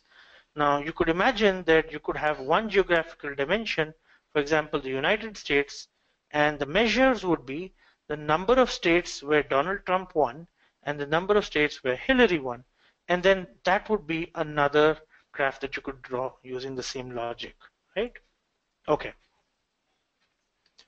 Okay, so it's really easy to tweak this, and you know what you're going to do is click on the size over here next to color. There's size, and when you click on size, you can increase the size of your bubbles like this, right? Now, if you make it too big, then it becomes a little bit like this. You can't seem to see what's going on, so you don't want it to be like that. Even this is kind of hard because you can't seem to tell, you know, the different states. Okay, so I'm probably going to stick with a little more than, you know, Q1, okay, a little more than the first quartile. All right, and it's also possible to make this a little bit more transparent. So if you go to color, you can reduce the opacity like this, maybe take it to 78% in color, and you can have a little border for all of your bubbles. Maybe you go with a dark blue border, and you can reduce the opacity further if you want. You can actually tweak your color. So maybe I'll take it to a 72% like this. The advantage is that I can actually look through the bubbles and look at the geographies that are underlying the data. Okay, so perhaps I will go with 52% opacity like this. Okay, right, there you go. Now this is pretty easy, isn't it? When you compare this to Power Maps, where we had to kind of grapple for where we should actually increase the size of the bars and the opacity. From a UI perspective, Tableau is great because it makes it so easy for you to, you know, make these changes, right? Does anyone remember how hard it was for us to do this in, you know, in Power Maps? Anyone remembers that? Okay. Right, so I'm just going to now show you something else, which is once we've done all of this, right, you can actually drop profit on color, because if you remember what we were trying to do, we were trying to figure out, hey, thanks Mike, thanks Deepak for your comment. We were trying to figure out the profitability across the world, okay? And right now what I've got is I've got sales, okay, and all of these bubbles denote sales, but I don't have a view of profitability yet. So I want profit, and I want to see the profits in color. So can someone tell me what am I going to drop and where am I going to drop it? Okay, question for everybody. I would like to see profit on this map. So what do I drop and where do I drop it? And I'd like to see it, you know, getting colored. Okay. So there you go. So Abhishek says drop profit on color. Right. Fantastic, Abhishek. Anybody else? Agree, disagree? Yes. So Deepak also says that, and Atanu also says that. So you guys are beginning, guys and girls, everyone's beginning to get a, you know, hang. So Juhi and Kritika says yes. So guys and girls, let's all drop profit on color, like so. And the moment you do that, you actually see, you know, some countries where the color becomes orange. Now I'm probably going to go to color and make this a little bit more opaque, maybe like so. Okay, maybe stick to 77% like so. And I'll see if I can edit the colors, and I'm going to step up my color range to 6 colors and use the full color range and click OK. Now when you do that, it becomes red color wherever there are losses. And looks like I can just tweak my opacity a little bit and go down maybe a little bit to maybe 67% in my case. Okay, right, there you go. So now you see a global view of profits and losses, and now you can tell that in the United States, for example, Arizona, we've made losses. Likewise for Colorado, Texas, in the Midwest, and then Illinois, Florida, North Carolina, and over here we've made losses in Pakistan, we've made losses in Stockholm, Sweden, the Philippines, and Australia, and the New Zealand, Auckland, New Zealand as well. So you can now tell where the big profits are, like California, New York, and England, and France, and all of India, all of China is actually very profitable, and where the losses are. Okay.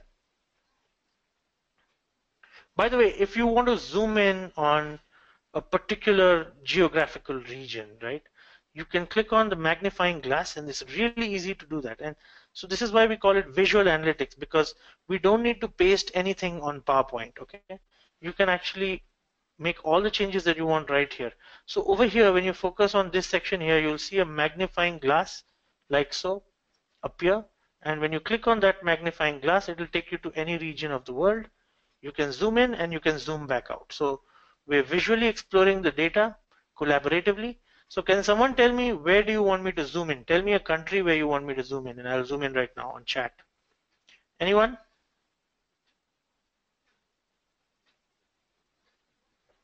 Come on, folks. Can anyone tell me a country where you want me to zoom in? Okay. I've got a response on chat, and Abhishek Agarwal says South America, right? That's a continent. And Deepak says India. Okay, fantastic. Someone says France. Okay, okay. Bhavna actually tried India already. Great. So let me do that right now. So I say France, and I click on France, and it zooms in on France. There you go. And you can tell what's going on in France, right? Where the profits are, mostly profitable. I don't see losses. And then someone said India, so we can actually have a look at India. By and large profitable, not so big in terms of profits, but yes, there are profits. Pakistan seems to be loss making. Myanmar losses. Okay, and let's see if it can actually select a continent. So we'll try and do that. Let's see if we can go for South America. Okay, there you go. So Abhishek Agarwal requested for South America, and here's your continent view. All right. So you can actually look at any particular continent. I know all of you are playing at your end and you're looking at your country or your continent. There you go. This is North America. And there's this mark there where you can unpin this view. So you see the plus minus, so you can zoom in, you can zoom out. Okay, let me zoom into North America a little bit there, right? And you can zoom out as well. And there's this unpin view. So when I click on unpin, reset map, it takes you back to the original map where you were at. Good. So we've all zoomed out on this, and now you want to actually investigate something, right? So if you remember in the crosstab report, we'd noticed that furniture wasn't making great profits, and that's why we had come to this particular view here. So we now see, profits and losses worldwide and the sales, but we wanted to investigate furniture, right? So what you want to do is you want to take the category dimension. Okay, so the category from the dimensions, and you can drop it as a filter, right? Like this. So you just take it from the dimensions and drop it on the filter box here. Okay.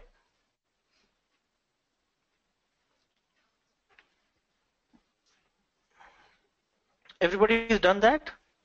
Have you taken category and dropped it on the filter box? The moment you do that, it'll give you a pop-up like this. And in the pop-up, you can check box furniture because you want to investigate the furniture profits globally, right? And you want to click OK. Now it's actually showing you the view for furniture worldwide, and notice that the number of red dots has increased, folks. So you can notice that the red dots have increased, they've become deeper in color, they've become larger. So clearly you can tell visually that furniture seems to be contributing to all of the losses here, right? And if you want to add this as a radio button, what you can do is you can go here to the filter box, go to furniture, and say show filter like this. Okay, and now on the top right corner of your screen, you will see the category furniture, office supplies and technology appear. You can check box all. You can actually remove that and say none, or you can look at any category you want like this. So now when you look at office supplies, technology like so. But instead of using the checkbox, you might want to use the radio buttons. How do you do that? So there's this drop down on the top right corner of category. I click on the drop down and I select single values list. So how did I do that? I'll show you again. Okay, how did I get category? First of all, so I clicked here on category and I said show filter. I can also right click on category in the dimensions shelf and I can click on show filter.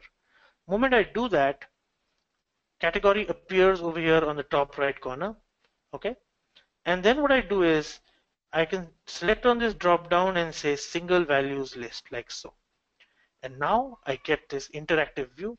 I can actually click on the radio button and I can view each one of the categories, and it's clear that furniture is where the maximum losses are. Next up, office supplies, and then last, technology, which seems to be far more profitable. When I look at all of them together, here's the view that I get, right?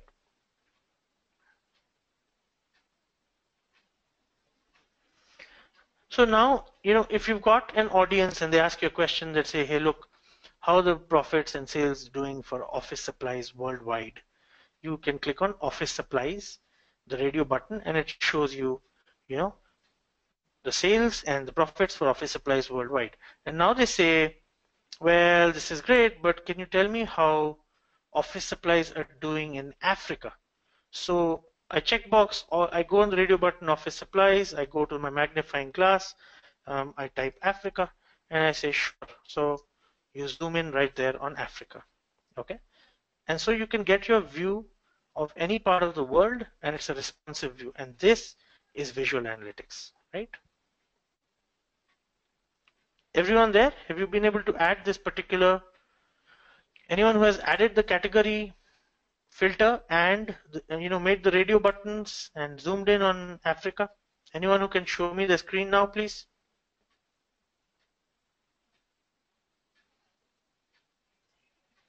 Okay, so let's go over to Juhi's screen. So Juhi, I hope you're okay. If we can have a look at your screen, I'll make you the presenter. Please say show screen so we can all see Juhi's screen.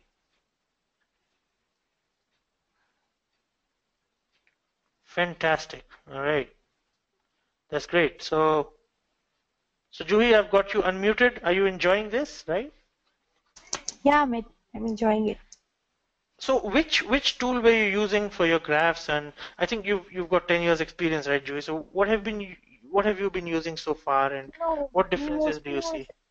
Yeah, we mostly work on MS Excel only, and now I realize that Tableau is much more powerful in terms of analytics. There are many features which are not there, in MS Excel.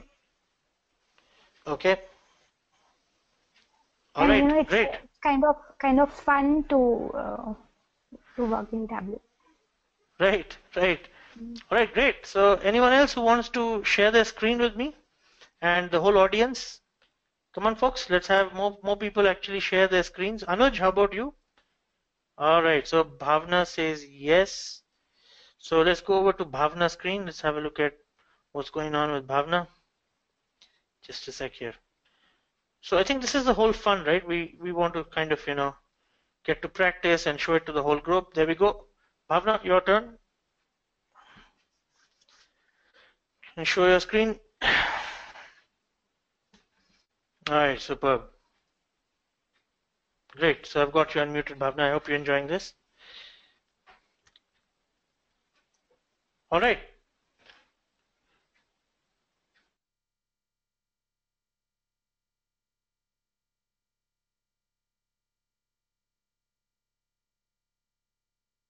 All right, great. So I'm going to go back to my screen and make myself the presenter. Bhavna, I'm glad that you're practicing along and enjoying this. So let me unpin this view on Africa and get back to my world view here, right? Okay. So this is where you should be at. And by the way, if you want to, add additional filters, it should be possible. It's not a problem. So for example, if you want to add a filter for the geography. Okay, can everyone hear me now?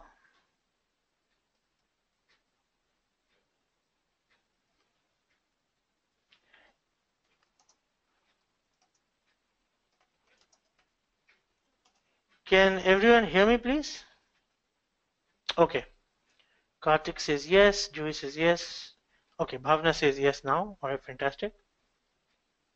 Yep, Mike says yes, fantastic. Okay, may have been a problem with the internet connection at your end. No worries. So here we go. So you can add any more filters you want, folks. So for example, if you want to filter for, let's say, markets or distribution centers.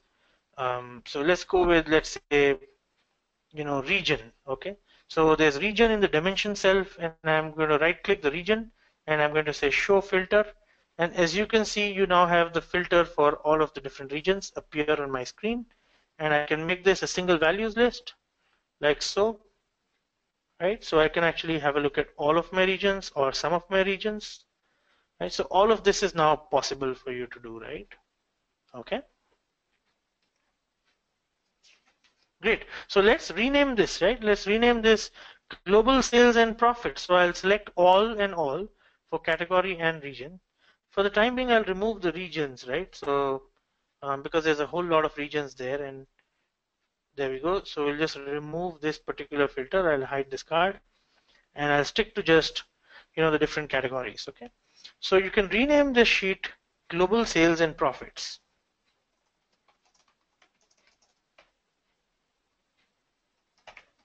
Okay. There we go. And let's open another sheet, a new sheet now. Please let me know when you have the new sheet open. Just say yes or just say done once you've renamed it global sales and profits and you have a new sheet open. All right.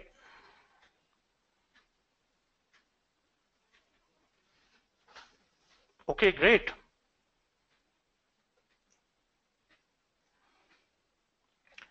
Now, suppose you want to know, right, which furniture is actually doing badly. So press the control button now, and we're just going to focus on category, subcategory, and sales. Okay. So when you press the control button, and I'll move a little faster now, you click on category, you click on subcategory, I'm sorry, not on measures, and you click on sales. Just those three, right? Category, subcategory, and sales. And you click on show me, which makes a suggestion that you might want to use the horizontal bars. And by the way, it'll make that suggestion pretty often. Okay.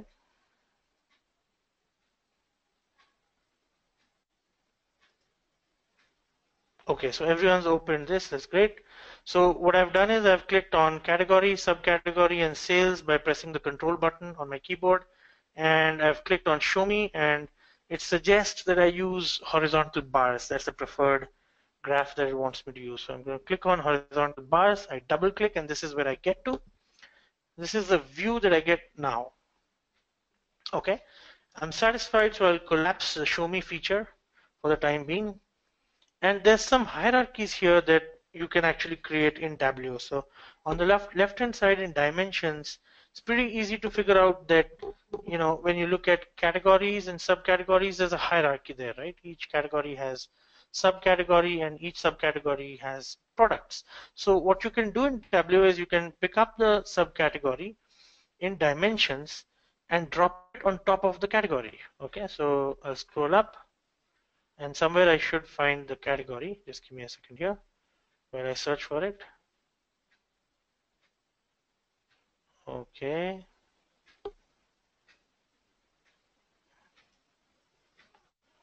One second here. Okay, so category is actually right on top.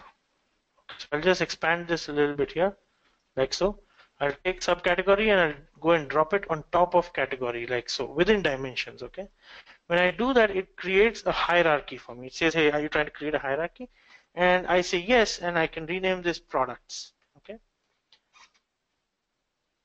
So sometimes you have a department, and within a department you have, other business units, or within a business unit, for example, if you have many departments, so you want to take departments and go and create a hierarchy and drop it on business units, right? So in this case, I create a hierarchy called products, and I click OK. And I also know that there's something called product name over here in the dimensions, so I can come and drop that as well in my hierarchy. So it becomes a part of this hierarchy called product. So it's possible to create these kind of hierarchies in Tableau. And I hope everyone has created it at their end. So all you need to do is, maybe drop subcategory on top of category. For that, you might want to just expand your dimensions tray a little bit, right till the bottom, so you have a lot of room, and go and drop category on top of subcategory and name it products. And then you can drop the product name on that group as well. Let me know if you want me to repeat this, please. Happy to do that.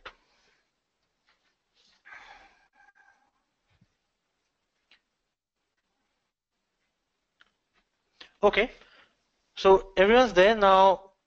We're going to learn to use a couple of features. So there are some drill downs that I want you to be comfortable with, right? So I'm going to show you a couple of drill downs now. So you can use the plus sign here on categories or subcategories to expand and collapse things, right? So for example, in the rows where you see categories, if I click on the minus sign, it'll actually, contract this, right?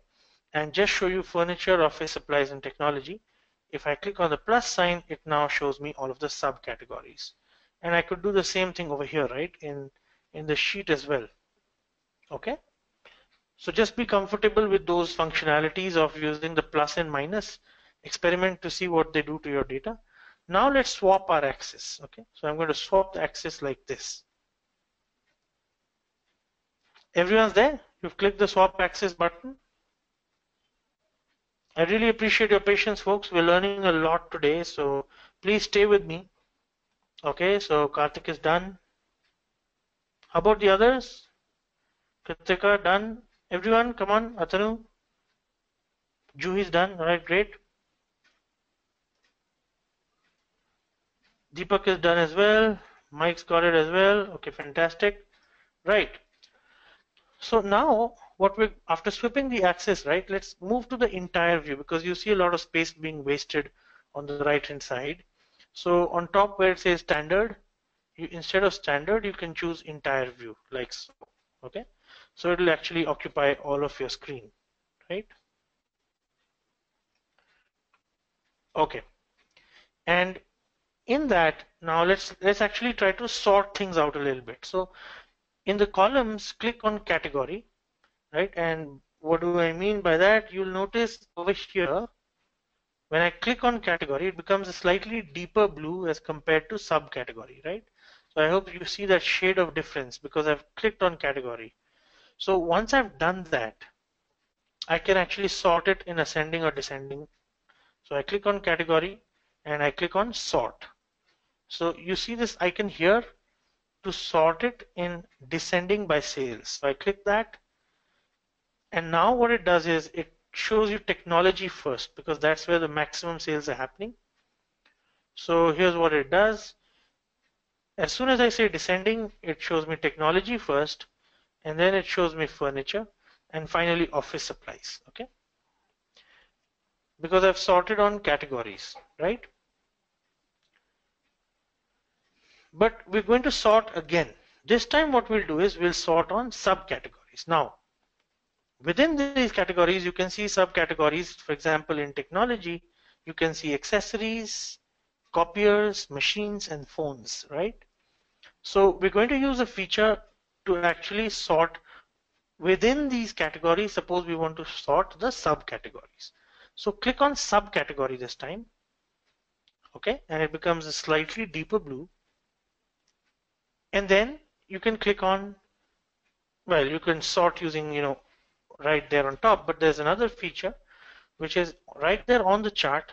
You can see this little sort button appears here on top of sales on the left hand side of 1000K, right? So where is it appearing? Let me show you. Just so I'll circle this area right now for you.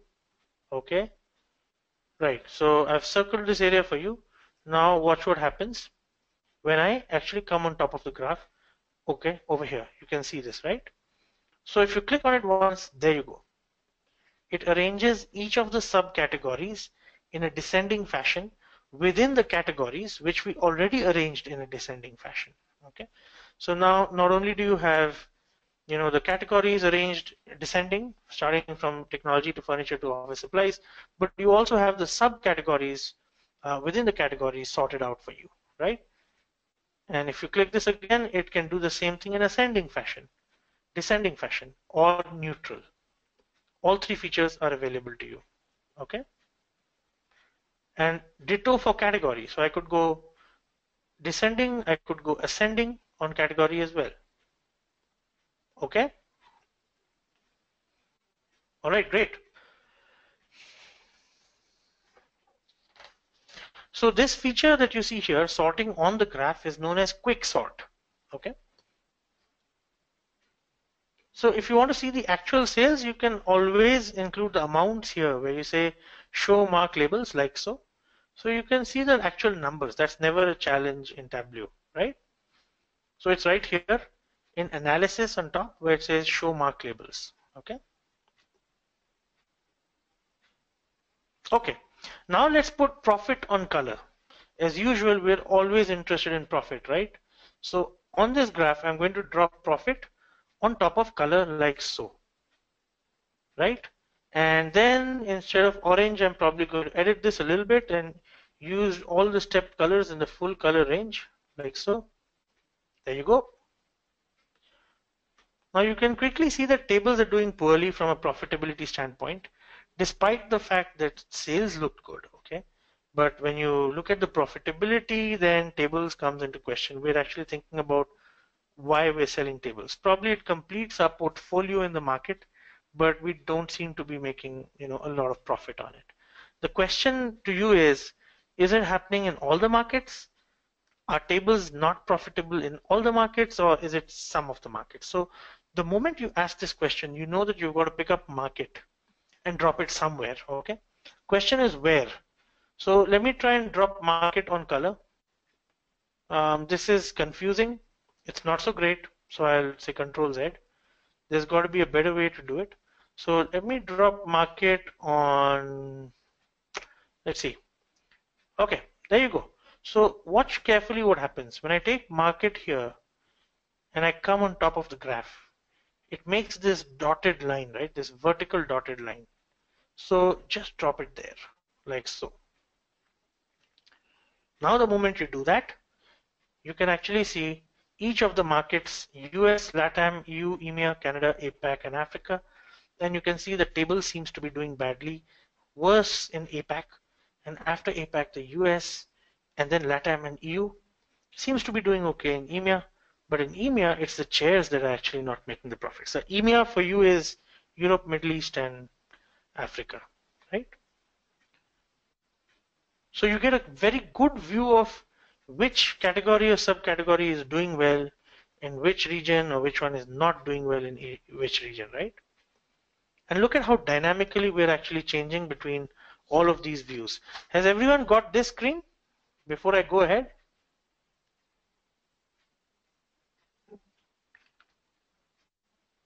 Okay, so yes, says Karthik, Ashdeep, Bhavna, Anjan, everyone says yes. Let me look at Deepak got it too, Mike got it too. Great, great folks. Right, so one of you had asked the question, is it possible, when we were on the world map, so you had asked the question, is it possible to group some of these, okay? It is absolutely possible to group. In fact, it's a good idea to group, okay? Because, we looked at one of the charts where we had a very, very long graph, right? And it doesn't make sense. So if you just go to the presentation, I'll open it in a short while from now, but like over here, there's no significance of having all of these data sets shown, right? When you look at all of these here, it's not conveying a lot. It's just there for the heck of it, right? So you don't want to have stuff there that's not conveying a lot of information, like all of these here, right? So there's an opportunity to actually club some of these and make more sense out of what you have on this chart, and let's do that now. So I think one of you had asked me that in the map, right? So I'm going to do that now. How do you group some of this? I think you'd ask me how you group the countries and all. So here's how you group it. You click on one of them. For example, I've decided that I'm going to group envelopes. I'm going to group that along with fasteners and the labels. So at least these three and the paper, I'm going to group all of them together. Okay. I'm going to leave supplies because there's some losses that we've made in supplies and I don't want to lose that information by grouping it. Okay. So I'm going to leave that alone. So how do I do this? So I click on paper and then press the control button, click on envelopes, fasteners, labels. I click on all four of them and there's the paperclip option over here where it says group members, and I'm going to group this. Okay, and I've grouped it all into one category. I can right click, I can edit alias, and I can call this small office supplies. Right, there you go.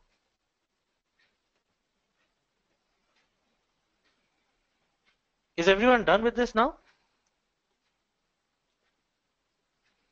Everyone done? This graph looks a lot neater now, right? Once we've removed all of those subcategories. So I'd like everyone to confirm that they're done before I go anywhere else, folks, right?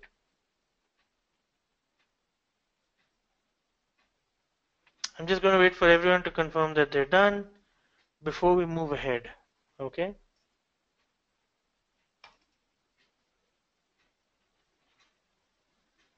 All right, great. Great, so I think most of you have confirmed, if not all of you, have confirmed that you're done. Okay, great, we'll move ahead. Right, so look, this is neat and tidy, it's making a lot of sense. We're conveying the necessary information. We've abstracted the information that wasn't making a lot of sense and grouped it all together. I think like one of you had asked me, I think Kritika, Bhavna, you had asked me in the countries if we could group it or not. So this is how you group stuff, by clipping it, okay? Now you want to simplify this view, let's just swap the axis, and I'll use the swap axis button now, right on top like this. So, you know, horizontal bars are easier to interpret from a design thinking standpoint. Human beings find it far easier to interpret this, right? The horizontal bars, okay? And we'll choose the normal view. So instead of the entire view, you can just make sure you choose the view that looks best on your computers. This is a standard view, but it has a scroll. I don't want to scroll. So I'm going to fit the width maybe like this. That's also fine. Or I can choose the entire view. That's also fine. Okay. For the time being, just to simplify this, probably you can remove the market. So I'll take the market and I'll drop it anywhere on the gray area like this. I'm just going to stick to the profitability issue. So I know personally that, you know, which markets tables are not profitable in and profitable in. So I've removed markets and I've dropped it out here in the common area, right?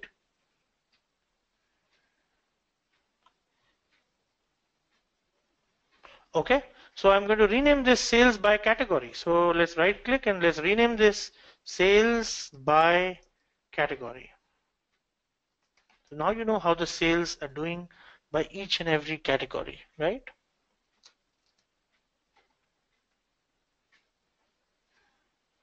Everyone's there? Everyone's with me? Okay, so Anjan's got a quick question.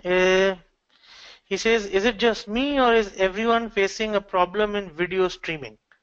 So is everyone able to see the screen well? Okay, so Shravan says,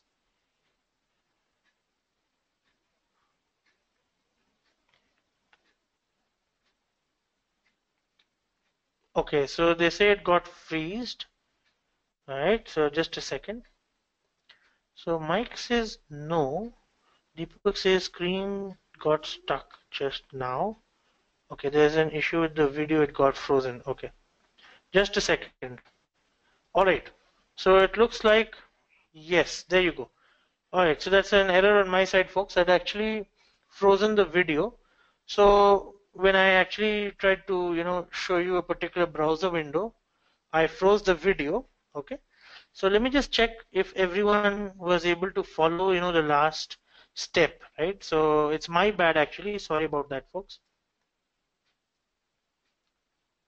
Okay, so can you repeat at the swap? Right, right, Mike. So I'm going to go back now, a couple of steps. So let's see where I need to go to. Just give me a second. Okay, so just a sec. Right. Okay. I think this is where you guys were and where you girls were when I actually ended up pausing my screen, right? So is everyone here at this particular screen? Did you follow me till this point? Okay, Mike says yes. And how about the others? Yes, okay.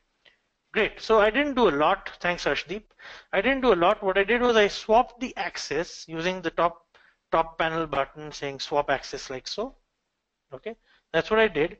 And then, what I did was I got rid of the market. So I took the market from here and I dropped it out. You can actually drop it out anywhere in this blank area like this, and then the market will disappear, right? So that's what I did. Let me do that now for you. I drop it here in this common area, and then the market goes. And I have just all of this left here, and I rename this sheet, okay, sales by category. You can even call it sales and profit, because I've got, yeah, it's actually sales. I removed profits, right? I didn't add profit to color. So yeah, I've actually got some of profit here in color. Have I not? Let me just give me a second here. Let me just check this out a little bit. Yeah, I've got some of profit. Yeah, so I can call this sales and profits by category. There you go. Okay.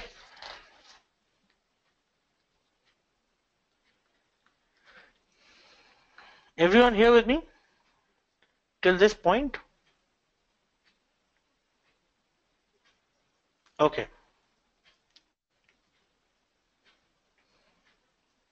Right. So that's great.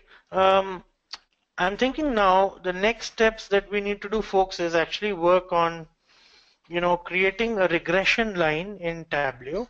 So I just wanted to check that in the classes that we've done on statistics, have we covered linear regression so far with RP? Do you folks remember having covered linear regression?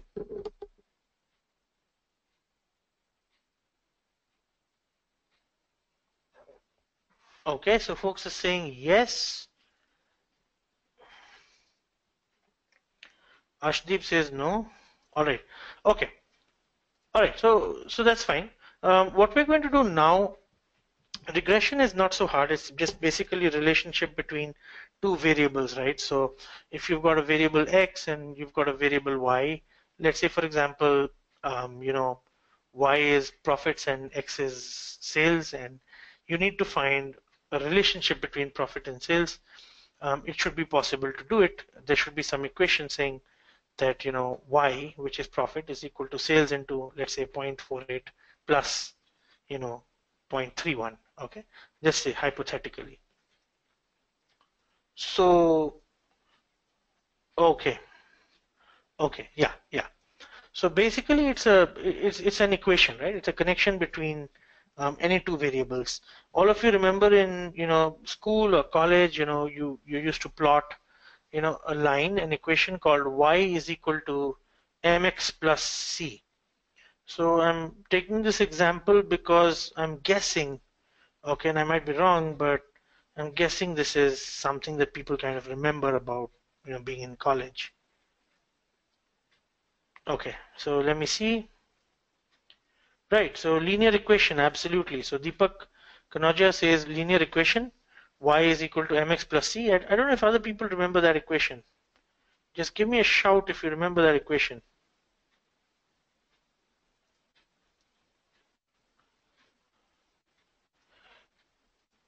Okay, so a lot of folks are saying yes, m is the slope and c is the y-intercept, says Ashdeep. That's fantastic, Ashdeep.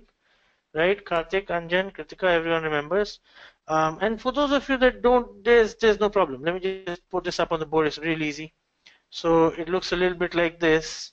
Y is equal to, and I hope you can see me scribbling on the board. Sorry for my writing. Mx plus c. And this is a linear equation. Okay. And a regression line basically looks a little bit like this. So when you draw a regression line, I'm sorry about that last line there. So when you draw a regression line, let's say, for example, if y is, let's say, profit, and m is a certain number multiplied by x, which is sales, plus c, which is the y-intercept. So you're trying to actually predict what is the amount of profit basis what is the amount of sales. Let's say, for example, hypothetically, that x is sales, and suppose you try to draw an equation, a linear equation that shows you how do you calculate profit as a function of sales. So this is kind of like a linear equation, and if you try to use a graph, let's say for example you have a graph, let me use this section over here, right, for a little bit of a drawing. So let's say for example you have a graph and you plot sales and profit on your graph like so. Okay, here's your graph, and you plot a lot of different locations on the graph for sales and profit. Okay, now what happens is, when you put this through a regression line, it tries to actually draw a line of best fit through this data like so, and this line actually has an equation associated with this line. So the moment that you try to calculate that equation, I'm sorry, I'm a little low on battery. Just give me a second while I get a power cable. My apologies.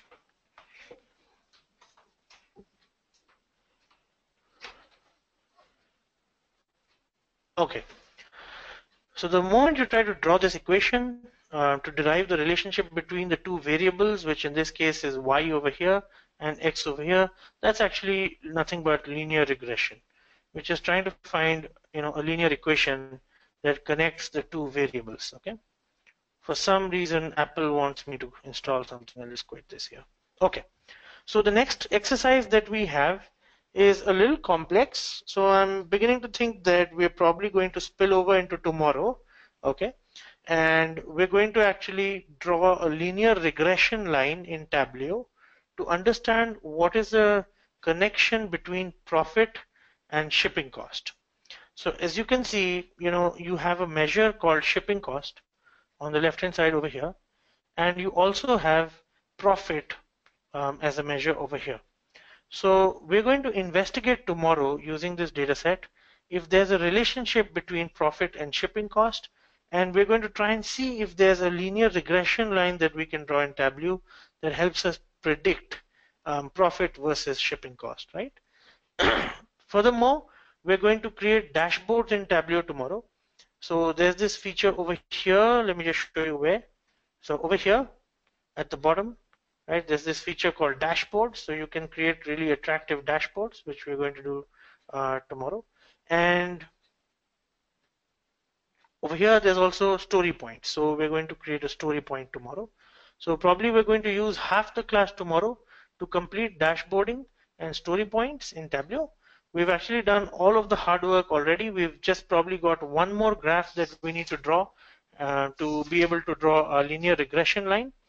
And once we do that and complete dashboards and Storypoint in Tableau, we'll see if we have time to either do SQL tomorrow, or if SQL is too heavy, we might do resume writing. Okay, so it depends how much time we have left. We'll pick up one of those topics for tomorrow.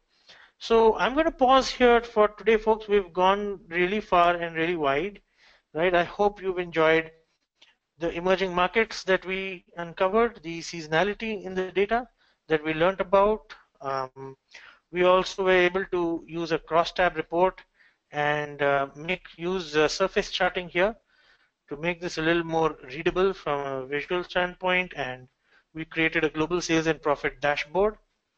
And finally, we looked at categories and subcategories and understood what was going on in the different categories and subcategories in all of the markets.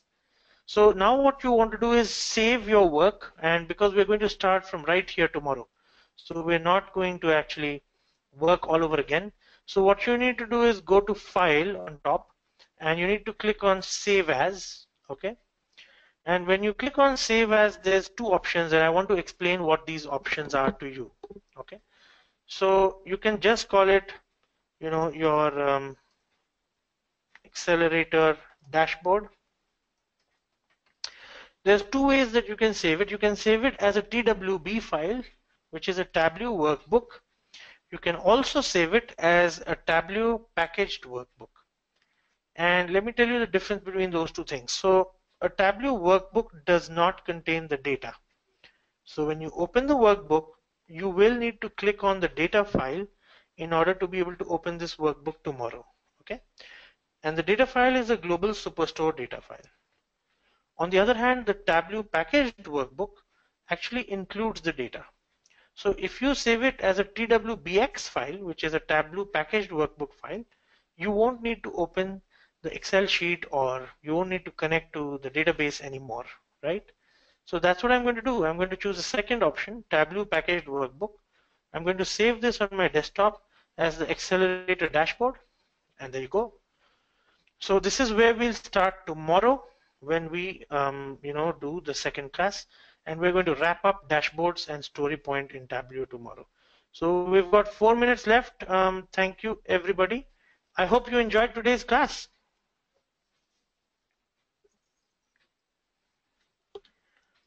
I'm just going to wait for comments from everyone. So I hope you had a good time, enjoyed your class. Okay, so we've got some comments flowing in. Yes, very much, says Kritika. Amit Rai. Okay, great. Great, thanks, says Mike. All right, folks. So what we're going to do is, hey, Juhi says thanks, nice session. Yes, really, says Bhavna, of course, says Anjan. All right, thanks a lot. So what we're going to do is we're also going to kind of share a feedback form with everybody, and I'll see if I can get it out to you tomorrow morning. I know that some of you would love to, see this video again, so I'll see if I can, convert it tonight itself and send you a message on WhatsApp. So you'll receive a WhatsApp alert. And you'll also get a survey link for you to give us your valuable feedback.